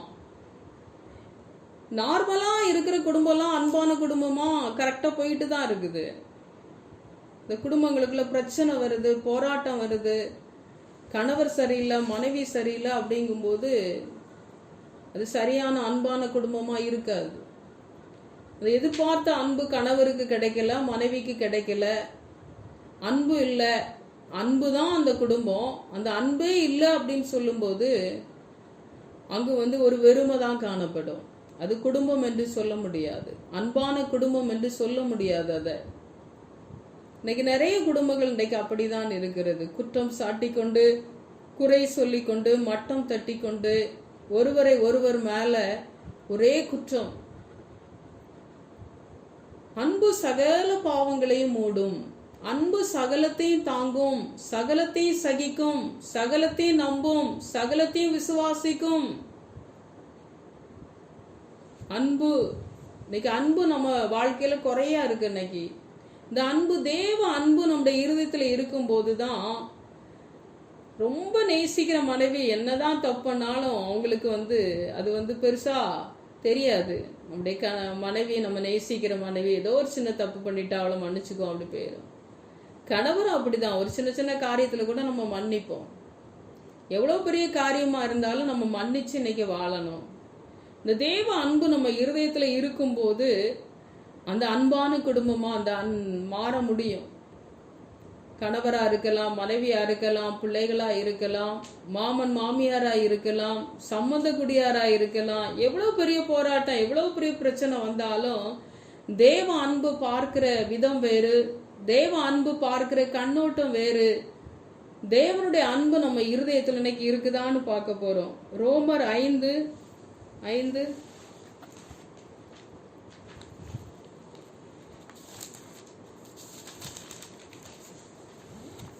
மேலும் நமக்கு அருளப்பட்ட பரிசுத்த ஆவியினாலே தேவ அன்பு நம்முடைய இருதயங்களில் ஊற்றப்பட்டு இருக்கிறபடியால் அந்த நம்பிக்கை நம்மை வெட்கப்படுத்தாது. மேலும் நமக்கு அருளப்பட்ட பரிசுத்த ஆவியினாலே தேவ அன்பு நம்முடைய இருதயங்களில் ஊற்றப்பட்டு இருக்கிறபடியால் அந்த நம்பிக்கை நம்மை வெட்கப்படுத்தாது. பரிசுத்த ஆவியானவர் தான் அந்த தேவ அன்பை நம்முடைய இருதயத்துல ஊற்ற முடியும். நம்ம அன்புல குறைவுபட்டு இருக்கும்போது மற்றவர்களை குற்றம் சாட்டி கொண்டே இருப்போம், குறை சொல்லி கொண்டே இருப்போம், மட்டம் தட்டி கொண்டே இருப்போம், எரிச்சல் அடைந்து கொண்டே இருப்போம். அந்த அன்பான குடும்பமாய் நாம் இருக்க மாட்டோம். ஒரு சின்ன காரியம் செய்தா கூட பெரிய தவறா தெரியும். ரொம்ப பெரிய தவறா தெரியும். அன்பு குறைவதனாலே நம்ம அப்படி நம்முடைய கண்களுக்கு அது தெரியும். நம்முடைய அன்பு இன்னைக்கு குறைவுள்ளதுதான், இல்லைன்னு நான் சொல்லல. அன்பான குடும்பமா இருக்கணும்னா பரிசுத்த ஆவியானவரால் அந்த அன்பை நம்முடைய இருதயத்துல பெற்றுக்கொள்ளணும். இந்த பரிசுத்த ஆவியானவர் நடத்துவாரு. நமக்கு பெரிய போராட்டமா, பெரிய பிரச்சனையா, பெரிய குற்றமா காண்கிறதெல்லாம் தேவ அன்பு நம்முடைய இருதயத்துல வரும்போது ஒண்ணு இல்லாம போயிடும். தேவன் பார்க்கிற விதம் வேறு, நாம் பார்க்கிற விதம் வேறு. தேவனுடைய சமூகத்தில் நம்ம போகும்போது, அபிஷேகம் பெற்று பரிசுத்த ஆவியானவரால் நடத்தப்படும் போது அந்த சின்ன காரியத்தை கூட பெருசுப்படுத்தாது, பெரிய காரியத்தை கூட அது சிறுசுப்படுத்தும், சிறுசா பார்க்க ஆரம்பிக்கும். அன்பான குடும்பங்கள்ல இப்படிப்பட்ட காரியங்கள் நம்முடைய வாழ்க்கையில இருக்கும்போது தான் இந்த அன்பான குடும்பமா நம்ம இருக்க முடியும். மறுபடியும் மறுபடியும் நம்ம நினைக்கலாம், நான் எதிர்பார்த்த அன்பு எனக்கு கிடைக்கல, எனக்கு ஏமாற்றம் தான், நான் எதிர்பார்த்த வாழ்க்கை எனக்கு அமையல. ஒன்னே ஒண்ணு செய்யுங்க, தேவனுடைய அன்பை இன்னைக்கு பெற்றுக்கொள்ளுங்க. பரிசுத்த ஆவியானவரால் ஊற்றப்படுகிற அந்த அன்பை, இருதயத்துல அந்த அன்பை பெற்றுக்கொள்ளுங்க. பெற்றுக்கொள்ளும் போது எல்லாமே நமக்கு ஈஸியா இருக்கும், லேசா இருக்கும், நம்முடைய இருதயமே லகுவாயிரும். பெரிய பெரிய போராட்டங்கள் கூட சிறியதாய் நமக்கு தெரியும். அந்த தேவ அன்பை நம்ம பெற்றுக்கொள்ள வேண்டும். ஒரு வாட்டி கூட சிட் அவுட்ல உட்கார்ந்து, சேர்ல உட்கார்ந்து அழுன்னு அழுகிறேன். நான் ஒரு காரியத்தை நினைச்சு, அப்பொழுது கர்த்தர் என்னோடு கூட பேசுகிறார். பலவீனமான பாண்டம், நான் தான் இதை அனுமதிச்சிருக்கிறேன், அதை உன்னால புரிந்து கொள்ள முடியல, அதான் உன்னால ஏற்றுக்கொள்ள முடியல, அதை நீ ஏற்றுக்கொள் என்று சொல்லி கர்த்தர் என்னோடு கூட பேசுகிறார். சில பலவீனங்களை நீ புரிந்து கொள்ள வேண்டும். அந்த பலவீனங்கள் அவங்களா தெரிந்து அந்த பலவீனங்களுக்குள்ள போறதில்ல. தெரிந்தோ தெரியாமலோ, அறிந்தோ அறியாமலோ சில பலவீனத்துக்குள்ள இருக்கிறாங்க. அதை நீ என்ன செய்யணும்? ஏற்றுக்கொள்ளணும், அதை பொறுத்து கொள்ளணும், அதை சகித்து கொள்ளணும். அது பலவீனமா பாரு, அதை பெருசா பார்க்காத. கர்த்தர் எனக்கு அந்த ஆலோசனை அன்றைக்கு கொடுத்தார். அது பலவீனமா? அவர்களிடத்துல இருக்கிற அது பலவீனம். அதை புரிந்து கொள், அதை ஏற்றுக்கொள், அதை சகித்துக்கொள்.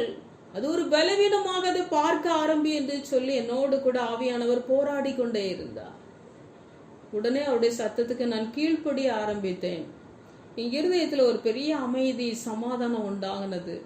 இதுதான் பரிசுத்த ஆவியானவர் உங்களுக்குள்ளே கொடுக்கிறதான உணர்வுகள். அந்த உணர்வை பரிசுத்த ஆவியானவர் எனக்குள்ள கொண்டு வந்தபடினால இந்த பெரிய பிரச்சனை எனக்கு பிரச்சனையே இல்லாம சிறியதாய் தோன்ற ஆரம்பித்தது. அப்படியே என்னுடைய கண்களில் இருந்த கண்ணீரெல்லாம் அப்படியே நின்று போய்விட்டது. ஒருவேளை உங்களுக்கு பெரிய போராட்டமா, பெரிய பிரச்சனையா நீங்க பார்த்து சில பலவீனங்களை வேதனையோடு கூட நீங்க அழுது கொண்டு இருக்கலாம். கர்த்தர் இன்னைக்கு சொல்லுகிறார், அதை பலவீனமாய் பார்க்க ஆரம்பிங்கள். மனிதர்கள் தான், பலவீனமானவர்கள் தான், பலவீனமான பாண்டங்கள் தான். அந்த பலவீனங்களை பலவீனமாய் பார்க்க, அதை உணர நீங்க ஆரம்பிக்கும் போது உங்களுக்கு அவங்க மேல ஒரு அன்பு வரும். அவங்க அறிந்தோ அறியாமலோ, தெரிந்தோ தெரியாமலோ அந்த காரியங்களை செய்திருக்காங்க, அவங்ககிட்ட இருக்கிற அது பலவீனம், அப்படி நம்ம பார்க்க ஆரம்பிப்போம். அன்பு இப்படிதான் பார்க்கும். தேவ அன்பு இப்படிதான் உணர்வடைய நம்மை வைக்கும். நம்மை தான் அந்த அன்பு சரிப்படுத்தும். ஒருவேளை நம்முடைய துணை சரியில்லைனாலும் நம்மோடு கூட ஆவியானவர் பேசும்போது நம்மை மாற்றுவார். அந்த பிரச்சனை மாறுதோ மாறலையோ நம்ம தேவன் மாற்றுவார். நம்முடைய உணர்வுகளை, நம்முடைய மனதை, நம்முடைய இருதயத்தை, நம்முடைய சிந்தனையை, நம்முடைய யோசனையை ஆவியானவர் அந்த உணர்வுக்குள்ளே, தேவ அன்பான உணர்வுக்குள்ளே நம்மை கொண்டு வருவார்.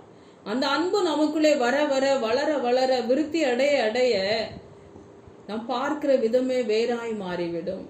இது அவர்களுடைய பலவீனம், அதை நாம் மன்னித்து ஏற்றுக்கொள்ளலாம்.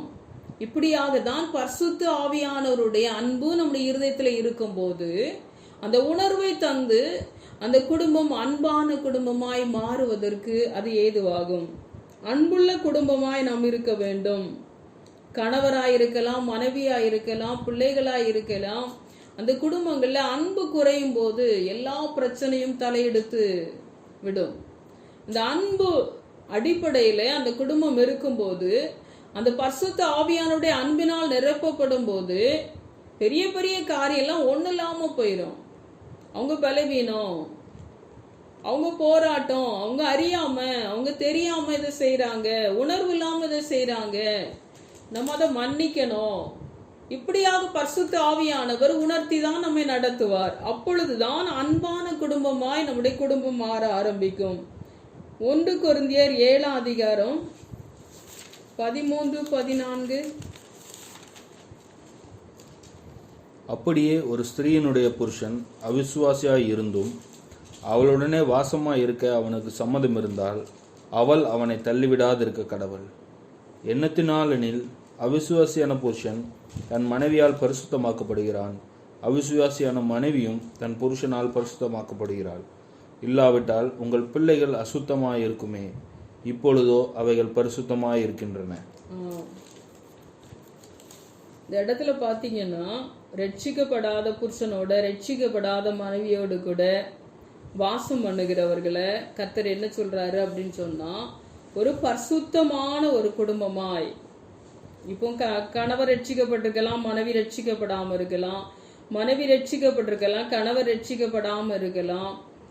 ஆவியானவர் என்ன சொல்லுகிறார் என்றால், இவர்களுக்குள்ள இருக்கிற பரிசுத்தம் அவர்களுக்குள்ள பாஸ் ஆகி அந்த ஒரு பரிசுத்தமான உறவுகளை தேவன் கொண்டு வந்து பரிசுத்தமான பிள்ளைகளை பெற்றெடுக்க பரிசுத்த ஆவியானவர் நமக்கு உதவி செய்கிறார். இல்லாவிட்டால் நம்முடைய பிள்ளைகள் அசுத்தமா இருக்கும். ஒரு மனைவி ரட்சிக்கப்பட்டால் அந்த கணவர் ரட்சிக்கப்படலனாலும் அந்த குடும்பத்துக்குள்ள ஒரு பரிசுத்த உறவுகளை பரிசுத்த ஆவியானவர் அந்த பரிசுத்தமான ஜெபத்தினால, பரிசுத்தமான இரத்தத்தினால அந்த உறவுகளை பரிசுத்தப்படுத்தி வாழ வைத்து அந்த பரிசுத்தமான பிள்ளைகளை பெற்றெடுக்க தேவன் வைக்கிறார். வேத வசனம் நமக்கு அதை தான் சொல்லுகிறது. அதுக்காண்டி பிரிஞ்சு போனோம் அப்படிங்கிறதுக்காண்டி இல்லை. அவிசுவாசியான ஒரு மனைவியோடு கூட ரட்சிக்கப்பட்ட ஒரு கணவர் வாழ முடியும். ரட்சிக்கப்படாத ஒரு கணவரோடு கூட ரட்சிக்கப்பட்ட மனைவி வாழ முடியும். இது நமக்கு வேதம் நமக்கு போதிக்கிறது. ஜெபிக்கிறவர்கள், பரிசுத்தமாக வாழுகிறவர்கள், தேவனுடைய இரத்தத்தினால கழுவப்பட்டு பரிசுத்த உறவுக்குள்ளே வந்து அந்த பரிசுத்தமான பிள்ளைகளை பெற்றெடுக்க முடியும். அவர் ரட்சிக்கப்படுவார், ஆண்டவர் அவரை மாற்றுவார். அவங்க பிரிஞ்சு போன தேவையே இல்லை. வசனம் சொல்லுகிறது 16:7-16. மனைவியானவளே, நீ உன் புருஷனை ரட்சிப்பாயோ அல்லவோ உனக்கு எப்படி தெரியும்? புருஷனே, நீ உன் மனைவியை ரட்சிப்பாயோ அல்லவோ அது உனக்கு எப்படி தெரியும்? தேவன் அவனவனுக்கு பகிர்ந்தது எப்படியோ, கர்த்தர் அவனவனை அழைத்தது எப்படியோ அப்படியே அவனவன் நடக்க கடவன். எல்லா சபைகளிலேயும் இப்படியே திட்டம் பண்ணுகிறேன்.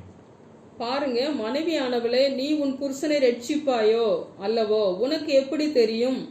புருஷனே, நீ உன் மனைவியை ரட்சிப்பாயோ அல்லவோ உனக்கு எப்படி தெரியும்? தேவன் அவனவனுக்கு பகிர்ந்தது எப்படியோ, கர்த்தர் அவனவனை அழைத்தது எப்படியோ, அவனவனை எப்படி நடத்துறாரோ அந்த வழியில நீங்க போங்க. வசனம் அப்படிதான் நமக்கு கற்றுக் கொடுக்கிறது. கர்த்தர் அழைத்தது, தேர்ந்தெடுத்தது, ஏற்ற துணையை கொடுத்தது, அவரோடு கூட நமக்கு அழைத்த அழைப்பு, தேவன் கொடுத்த கிருபை, தேவன் கொடுத்த மனைவி, தேவன் கொடுத்த கணவர், இப்படியே அவங்களோடு கூட வாழ நம்ம பழகி கொள்ள வேண்டும். தேவன் அவனவனுக்கு பகிர்ந்தது எப்படியோ, உங்களுக்கு எப்படி ஆண்டவர் பகிர்ந்து கொடுத்திருக்கிறாரோ, உங்க கணவரை பகிர்ந்து கொடுத்தாரோ, உங்க மனைவியை பகிர்ந்து கொடுத்தாரோ, கர்த்தர் அவனவனை அழைத்தது எப்படியோ, உங்க அழைப்பு எப்படியோ அப்படியே அன்பான குடும்பமாய் வாழ, இந்த வசனத்தின்படி வாழ கர்த்தர் நமக்கு, ஆண்டவர் நமக்கு உதவி செய்வார். ஒரு ரட்சிப்பு உண்டாகிறது, அந்த இடத்துல ஒரு பரிசுத்தம் உண்டாகிறது. கர்த்தர் அந்த குடும்பங்களுக்குள்ளே வருகிறார். எத்தனையோ குடும்பங்களை நான் பார்த்துருக்கிறேன். ஜெபித்து ஜெபித்து அவர்கள் பரிசுத்தமாக்கி அந்த பரிசுத்தமான பிள்ளைகளோடு கூட இன்றைக்கு வாழ்ந்து கொண்டிருக்கிறார்கள். எத்தனையோ சகோதரிகளை நான் பார்க்கிறேன். ரொம்ப ஆச்சரியமா இருக்கும். இந்த கணவர் கூட எல்லாம் எப்படி வாழ்ந்தாங்க, இந்த மனைவி கூட எல்லாம் எப்படி வாழ்ந்தாங்க. பிள்ளைகளை அற்புதமாய் ஆச்சரியமாய் ஆண்டவர் வழி நடத்தி வைத்திருக்கிறார். அவ்வளோ அருமையா இருக்கும். பைபிள் வாசிக்கிறது என்ன, ஜெபிக்கிறது என்ன, முழங்கால நிற்கிறது என்ன, கர்த்தர் அப்படியா இந்த பிள்ளைகளை பழக்குவித்திருக்கிறார். ஆச்சரியமா இருக்கும். கிறிஸ்தவ குடும்பங்கள்ல கூட அப்படி இருக்காது. வார வாரம் ஆலயத்துக்கு போறவங்க பிள்ளைகள் கூட அப்படி முழங்கால் நின்று ஜெபிக்காது. ரட்சிக்கப்படாத கணவன் கூட இருந்து ரட்சிக்கப்பட்ட சகோதரிகள், ஹிந்து ஜனங்கள், தேவனை நேசிக்கிற பிள்ளைகள், ரகசியமாய் வாழுகிற பிள்ளைகள், அவர்கள் பிள்ளைகளை அப்படியாக பரிசுத்தத்துக்குள்ள வளர்த்து கொண்டு வருகிறார்கள். எனக்கு தெரிந்த ஒரு சகோதரி, ஆச்சரியமா இருக்கும், முழங்காலே அந்த பிள்ளைங்க நின்று ஜெபிக்கிறாங்க. ஆச்சரியமா இருக்கு. ஒரு நாள் அவங்க வீட்டுல நான் ஜெபிக்கும் போது பார்த்தேன், 1 மணி நேரம் அந்த பிள்ளை முழங்கால, சின்ன பிள்ளை இருக்கு. ஆச்சரியமா இருந்தது. அப்படி அவங்க பழக்குவிக்கிறாங்க. ரட்சிக்கப்படாத கணவன் கூட இருந்தும் இந்த குடும்ப ஜெபம் நடத்துறாங்க. சில நாள் அவர் நிக்கிறாரு, சில நாள் உட்கார்ந்து இருக்கிறாரு. ஆச்சரியமா இருக்குது. அந்த பிள்ளைகள் அந்த பரிசுத்தமான வழியில, இந்த பரிசுத்தமான வழியில நடத்தி கொண்டு இருக்கிறாங்க. இயேசுதான் உண்மையான தெய்வம்னு சொல்லி கொடுத்து அவங்க நடத்துறாங்க. அவ்வளவு வைராக்கியமா இருக்காங்க. கர்த்தருக்கு அவ்வளவு முக்கியத்துவம் கொடுக்கறாங்க. இந்த பரிசுத்தத்தை அப்படி அவங்க நேசிக்கிறாங்க. பரிசுத்தத்துல அவ்வளவு வைராக்கியமா இருக்காங்க. பரிசுத்தமான தெய்வத்தை நம்ம ஆராதிக்கிறோம். அந்த பரிசுத்தம் நமக்குள்ள வேணும்னு சொல்லி சின்ன வயதுல இருந்தே பரிசுத்தத்தை ஊட்டி ஊட்டி ஊட்டி வளர்க்குற குடும்பங்கள் நிறைய இருக்கு. நான் பார்த்துருக்கிறேன். இதுக்கும் ரட்சிக்கப்படாத கணவரா இருப்பாங்க. அந்த பிள்ளைகளை அவ்வளவு அருமையா நடத்துறாங்க. ஸ்கூலுக்கு போகும்போது ஜெபிச்சுட்டு தான் போறாங்க பிள்ளைங்க. நைட்டு ஜெபிக்கிறாங்க, ஜெபிச்சுட்டு தான் படிக்கிறாங்க. அந்த தாய் சரியான ஒரு வழி நடத்துதல், தகப்பன் சரியான ஒரு வழி நடத்துதல். எத்தனையோ குடும்பம் இன்றைக்கு பரிசுத்தமான குடும்பமாய், பரிசுத்தமான பிள்ளைகளாய் வாழ்ந்து கொண்டுதான் இருக்கிறார்கள். ஒரு நல்ல வழிகாட்டியாய், தாய் தகப்பன் ஒரு நல்ல வழிகாட்டியாய் இருக்க வேண்டும் என்றால், இந்த அன்பான குடும்பமாய் இருக்கும்போது நம்ம பிள்ளைகளும் நம்மளை பார்த்து பழகுவார்கள். ஒரு அன்பு நம்ம வாழ்க்கையில கணவரா இருக்கலாம், மனைவியா இருக்கலாம், அன்பான குடும்பமாய் நாம் இருக்கணும். இந்த அன்பு, தேவ அன்பினால நம்ம இருதயம் நிறைந்து இருக்கும் போது பெரிய பெரிய பிரச்சனை எல்லாம் ஒண்ணு இல்லாம போயிடும். கர்த்தர் நம்மை நேசிக்கிறார். உன்னை போல பிறனை நேசி என்று சொல்லுகிறார். தன்னுடைய சொந்த சரீரங்களாக நம்முடைய கணவரை பார்க்க சொல்லுகிறார், மனைவியை பார்க்க சொல்லுகிறார். இந்த அன்பு நமக்குள்ள இருக்கும்போது நம்முடைய வாழ்க்கை மாறும், அன்பான குடும்பமாய் மாறும். நம்முடைய பிள்ளைகளும் பரிசுத்தமான பிள்ளைகளாய் மாறுவார்கள், பரிசுத்தத்துக்குள்ள வழி நடத்தப்படுவார்கள். நம்ம நினைக்கலாம் அப்படி இல்லை இப்படி இல்லை, இல்லை. ஒரு தாய் தகப்பன் எப்படி நடத்துகிறார்களோ தேவ அன்புக்குள்ள அந்த பரிசுத்தம், அந்த வசனம், அந்த ஜெபம் நம்முடைய குடும்பங்களை பரிசுத்த உறவுக்குள்ளே, பரிசுத்தமான தேவனிடத்துல, அவருடைய பரிசுத்தத்துக்குள்ள நம்ம பிள்ளைகளும் வருவாங்க, நாமளும் வர முடியும். இதுதான் அன்பான குடும்பம். இன்னொரு காரியத்தை பார்க்க போறோம், ஆசீர்வாதமான ஒரு குடும்பம். ஆதியாகமம் 24:50. அப்பொழுது லாபானும் பெத்துவேலும் பிரதித்திரமாக, இந்த காரியம் கர்த்தரால் வந்தது, உமக்கு நாங்கள் நலம்பலம் ஒன்றும் சொல்லக்கூடாது.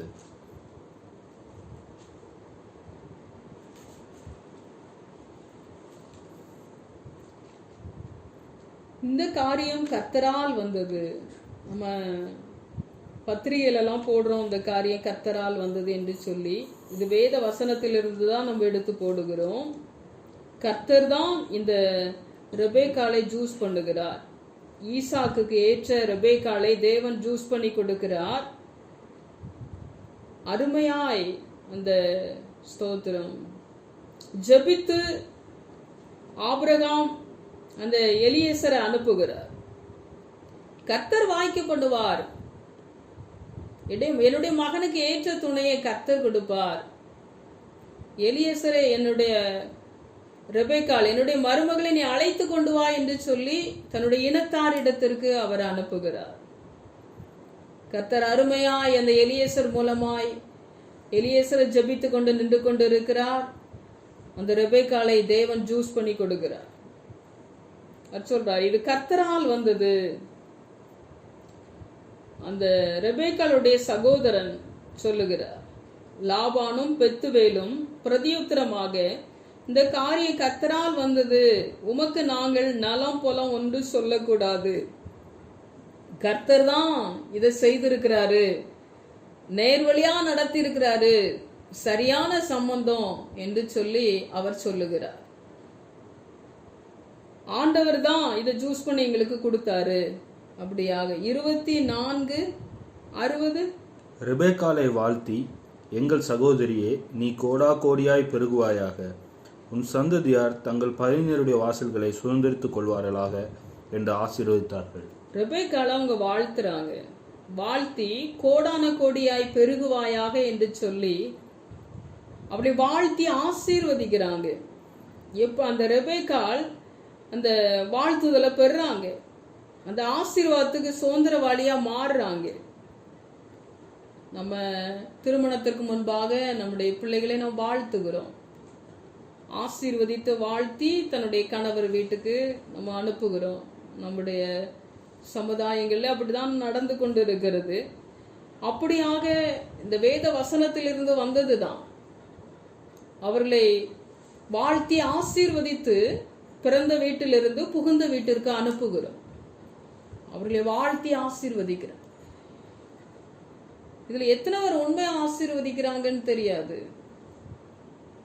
மனுஷனுடைய கண்கள் எல்லாம் இன்றைக்கு நகையை பார்க்கிறது, அவங்க ட்ரெஸ்ஸை பார்க்கிறது, அவங்களுக்கு கொடுக்கிற காரை பார்க்குது.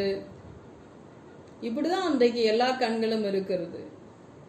அந்த ரெபேக்காளை உண்மையாய் வாழ்த்தி ஆசீர்வதித்து அனுப்பி இருக்கலாம்.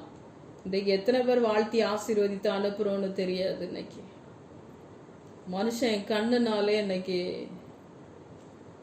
ரொம்ப பயமா இருக்கு. மனுஷன் கண்ணே இன்னைக்கு தீ என்று சொல்லுவார்கள். அதெல்லாம் உண்மைதான். இன்னைக்கு அவர்கள் பார்க்கிற பார்வை, பேசுகிற பேச்சுகள், நிறைய ஜனங்களை இன்னைக்கு ஆசீர்வதிக்கிறது இல்ல, சபிச்சுதான் நிறைய பேர் அனுப்புறாங்க. இன்னைக்கு நல்ல நல்ல ஸ்தோத்திரம் சகோதரிகள் சகோதரர்கள் இன்றைக்கு இருக்கிறாங்க. சபித்து அனுப்புகிறவர்கள், பிறந்த வீட்டிலிருந்து புகுந்த வீட்டுக்கு அனுப்புகிற, வாழ்த்தி அனுப்புகிற சகோதர சகோதரிகள் இன்றைக்கு குறைவு. நம்முடைய பிள்ளையை போல அந்த பிள்ளையை நினைத்து வாழ்த்தி ஆசீர்வதித்து அனுப்ப வேண்டும். ஒருவேளை நமக்கு பொறாமை எரிச்சல் வருது, நம்ம பிள்ளைக்கு அந்த நகை இல்லை, நம்ம பிள்ளைக்கு இந்த ட்ரெஸ் இல்லை, நம்ம பிள்ளைக்கு இந்த கார் இல்லை, நம்ம பிள்ளைக்கு இப்படி ஒரு சம்பந்தம் அமையல, இப்படிதான் நம்ம நினைச்சு பொறாமையில வெந்துதான் அவங்கள சபித்து நாம் அனுப்புகிறோம். நிறைய குடும்பங்களை இப்படிதான் இருக்கிறது. நல்ல கணவர், நல்ல நகை,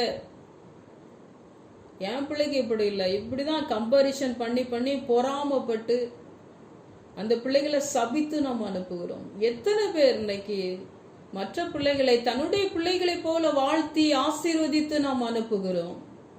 இன்னைக்கு நிறைய பேர் குறைவு. இன்னைக்கு ரொம்ப வேதனையோடு கூட நான் சொல்றேன், என்னுடைய பிள்ளை போல மற்றவர்களை நினைக்கிற ஒரு உள்ளத்தை தாரும் என்று சொல்லி நம்ம ஜெபிக்கணும்.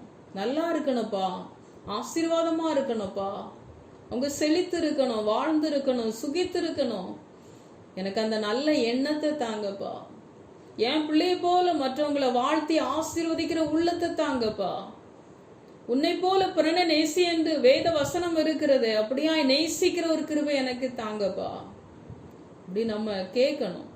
மற்றவங்களை வாழ்த்தி நம்ம ஆசீர்வதிக்கும் போது நம்ம பிள்ளை ஆசீர்வாதமா இருக்கும்.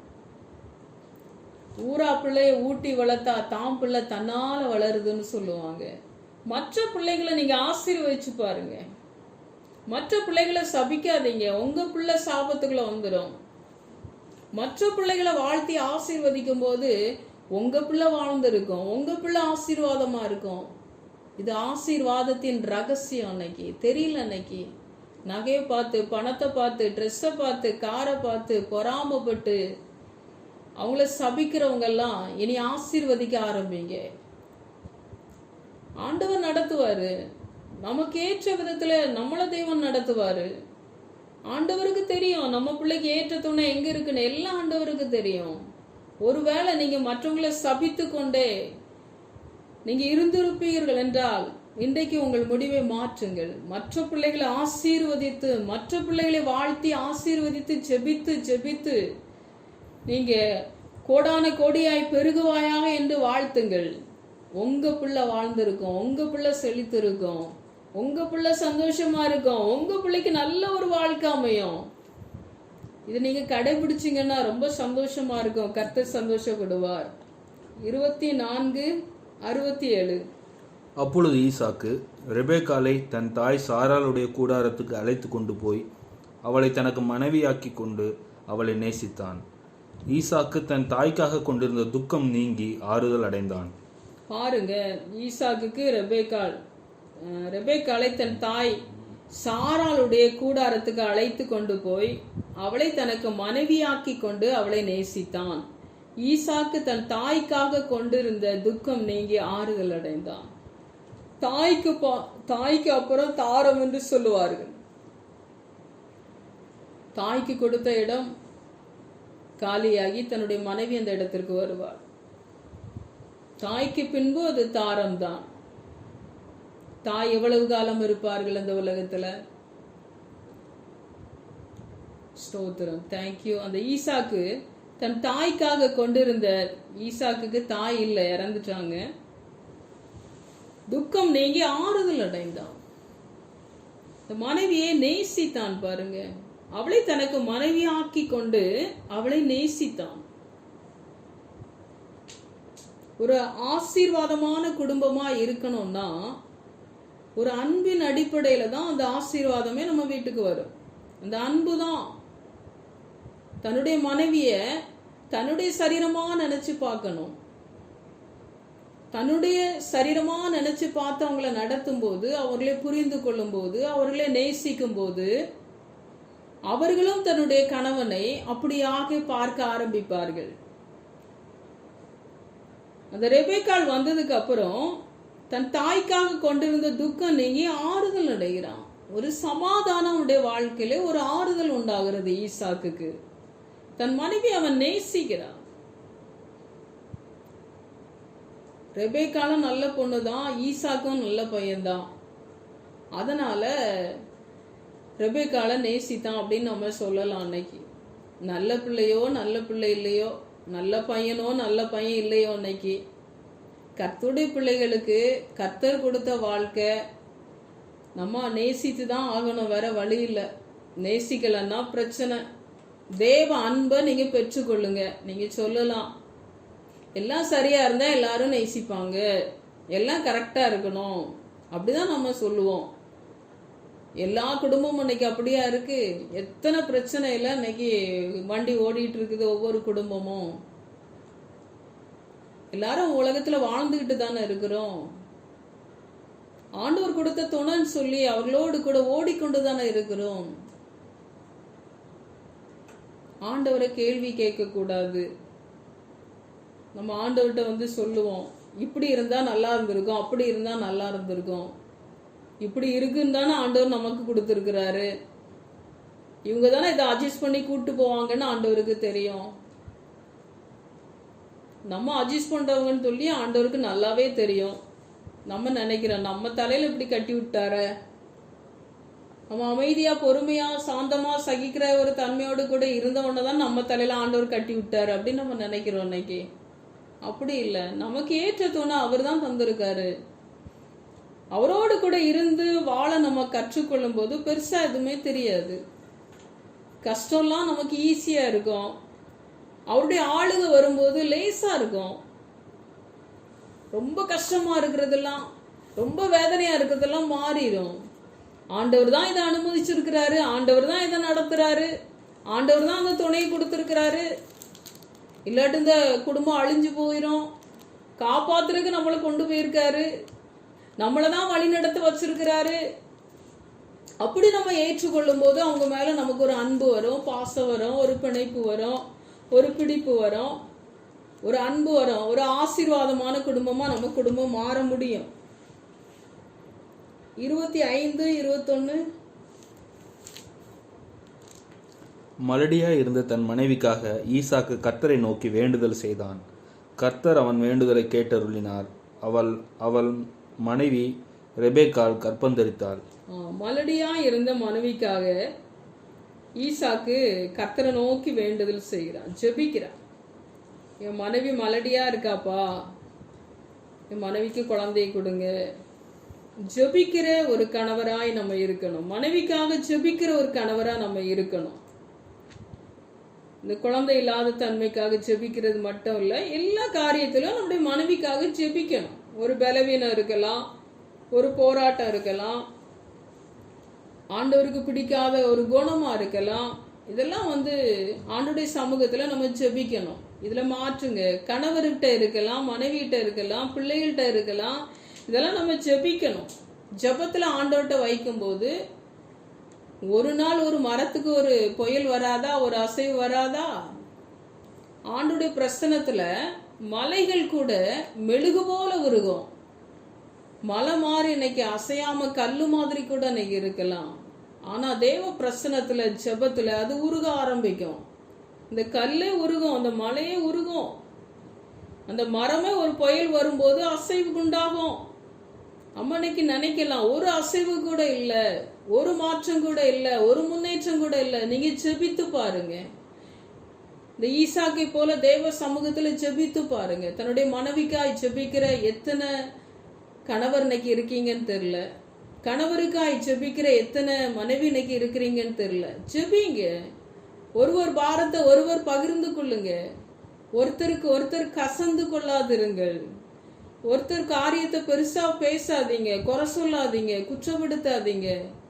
கர்த்தர் தான் அந்த பிரச்சனையை கொடுத்திருக்கிறாரு, வேற வழி இல்லை.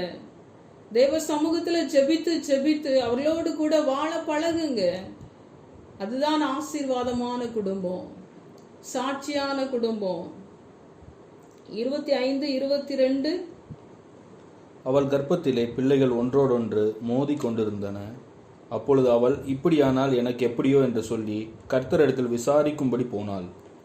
பாருங்க, அந்த குழந்தை கன்சீவ் ஆன உடனே, ரெட்டை குழந்தைங்க, உடனே என்னாச்சு? அவள் தேவ சமூகத்துல போய் விசாரிக்கிறாள். எதுனால ஆண்டவர்கிட்ட போய் விசாரிக்கணும். ஒரு சின்ன சின்ன பிரச்சனைனா கூட இந்த ரெபேக்காள் போய் விசாரிக்கிறா, கர்த்தருடைய சமூகத்துல போய் விசாரிக்கிறா அது என்ன ஆச்சுன்னு சொல்லி. அதுக்கப்புறம் அதுக்குள்ள ரீசனா ஆண்டவர் சொல்லுகிறார். 2 ஜாதிகள் உன் கற்பத்துல உண்டாயிருக்கிறது, 2 வித ஜனங்கள் உன் வயிற்றிலிருந்து பிரியும் அப்படி சொல்லுகிறா. ரெட்டை குழந்தை. இப்போ பாருங்க, தேவ சமூகத்துல போய் விசாரிக்கணும்.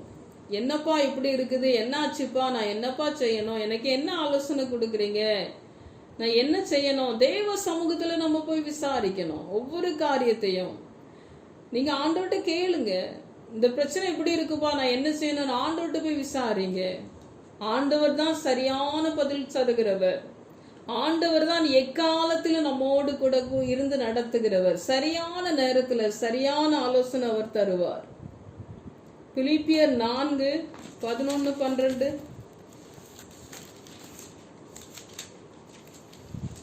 என் குறைச்சலினால் நான் இப்படி சொல்லுகிறதில்லை. ஏனெனில் நான் எந்த நிலைமையில் இருந்தாலும் மனரம்யமாய் இருக்க கற்றுக்கொண்டேன். தாழ்ந்திருக்கவும் எனக்கு தெரியும், வாழ்ந்திருக்கவும் எனக்கு தெரியும்.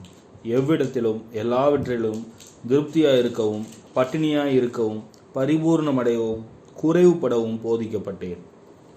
பவுல் சொல்லுகிறார், நான் எந்த நிலைமையில் இருந்தாலும் மனரம்யமாய் இருக்க கற்றுக்கொண்டேன். தாழ்ந்திருக்கவும் எனக்கு தெரியும், வாழ்ந்திருக்கவும் எனக்கு தெரியும். எவ்விடத்திலும் எல்லாவற்றிலும் திருப்தியாயிருக்கவும் பட்டினியாயிருக்கவும் பரிபூரணமடையவும் குறைவுபடவும் போதிக்கப்பட்டேன். எல்லாவற்றிலும் ஒரு மன ரம்யம் வேணும். நமக்கு நினைச்ச வாழ்க்கை கிடைக்கல, பிடிச்ச வாழ்க்கை கிடைக்கல. இன்னைக்கு அப்படிதான் நம்ம சொல்றோம். நான் நினைச்சது வேறு, நடந்தது வேறு, எனக்கு வாச்சது வேறு, இப்படியெல்லாம் நம்ம சொல்லிட்டே இருக்கோம்.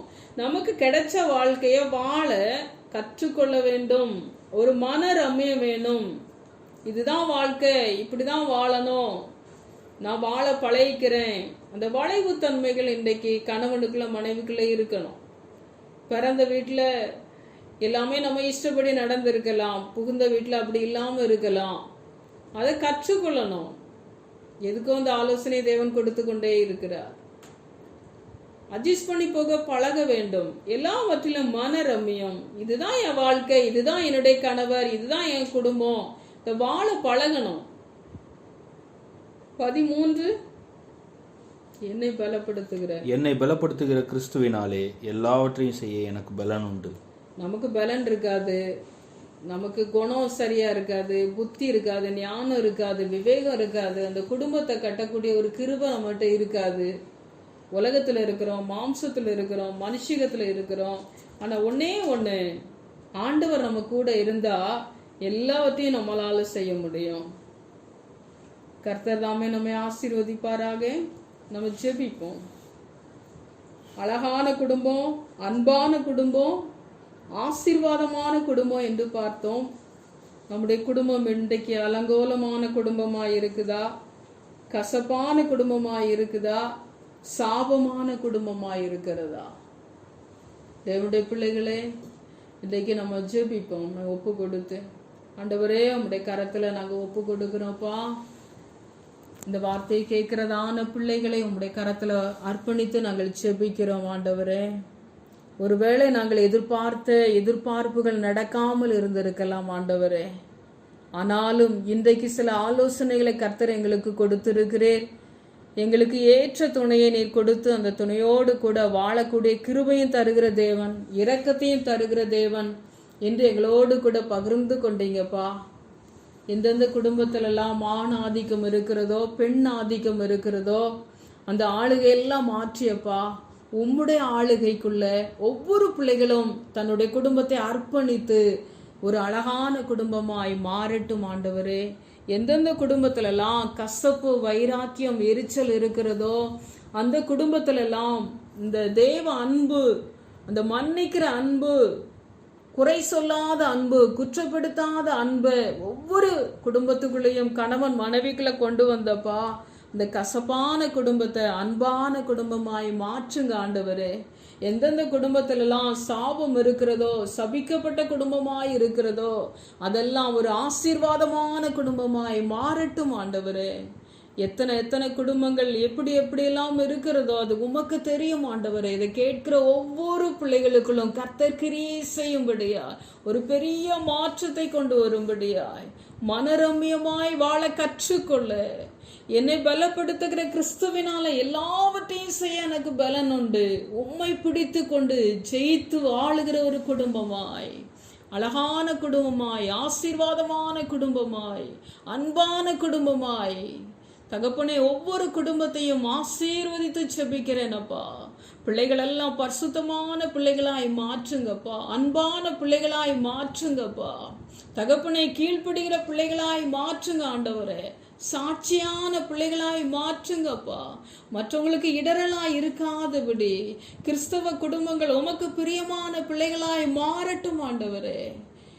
உம்மை எஜமானாக, தெய்வமாக, ஆண்டவராக வைத்து தகப்பனே எல்லா வாழ்க்கையிலும் ஜெயிக்கட்டும் ஆண்டவரே. சாத்தானை ஜெயிக்கட்டும், மாம்சத்தை ஜெயிக்கட்டும், மனுஷிகத்தை ஜெயிக்கட்டும், இந்த கசப்பை ஜெயிக்கட்டும், வைராக்கியத்தை ஜெயிக்கட்டும் ஆண்டவரே. இந்த அலங்கோலமான காரியங்களை ஜெயிக்கட்டும்.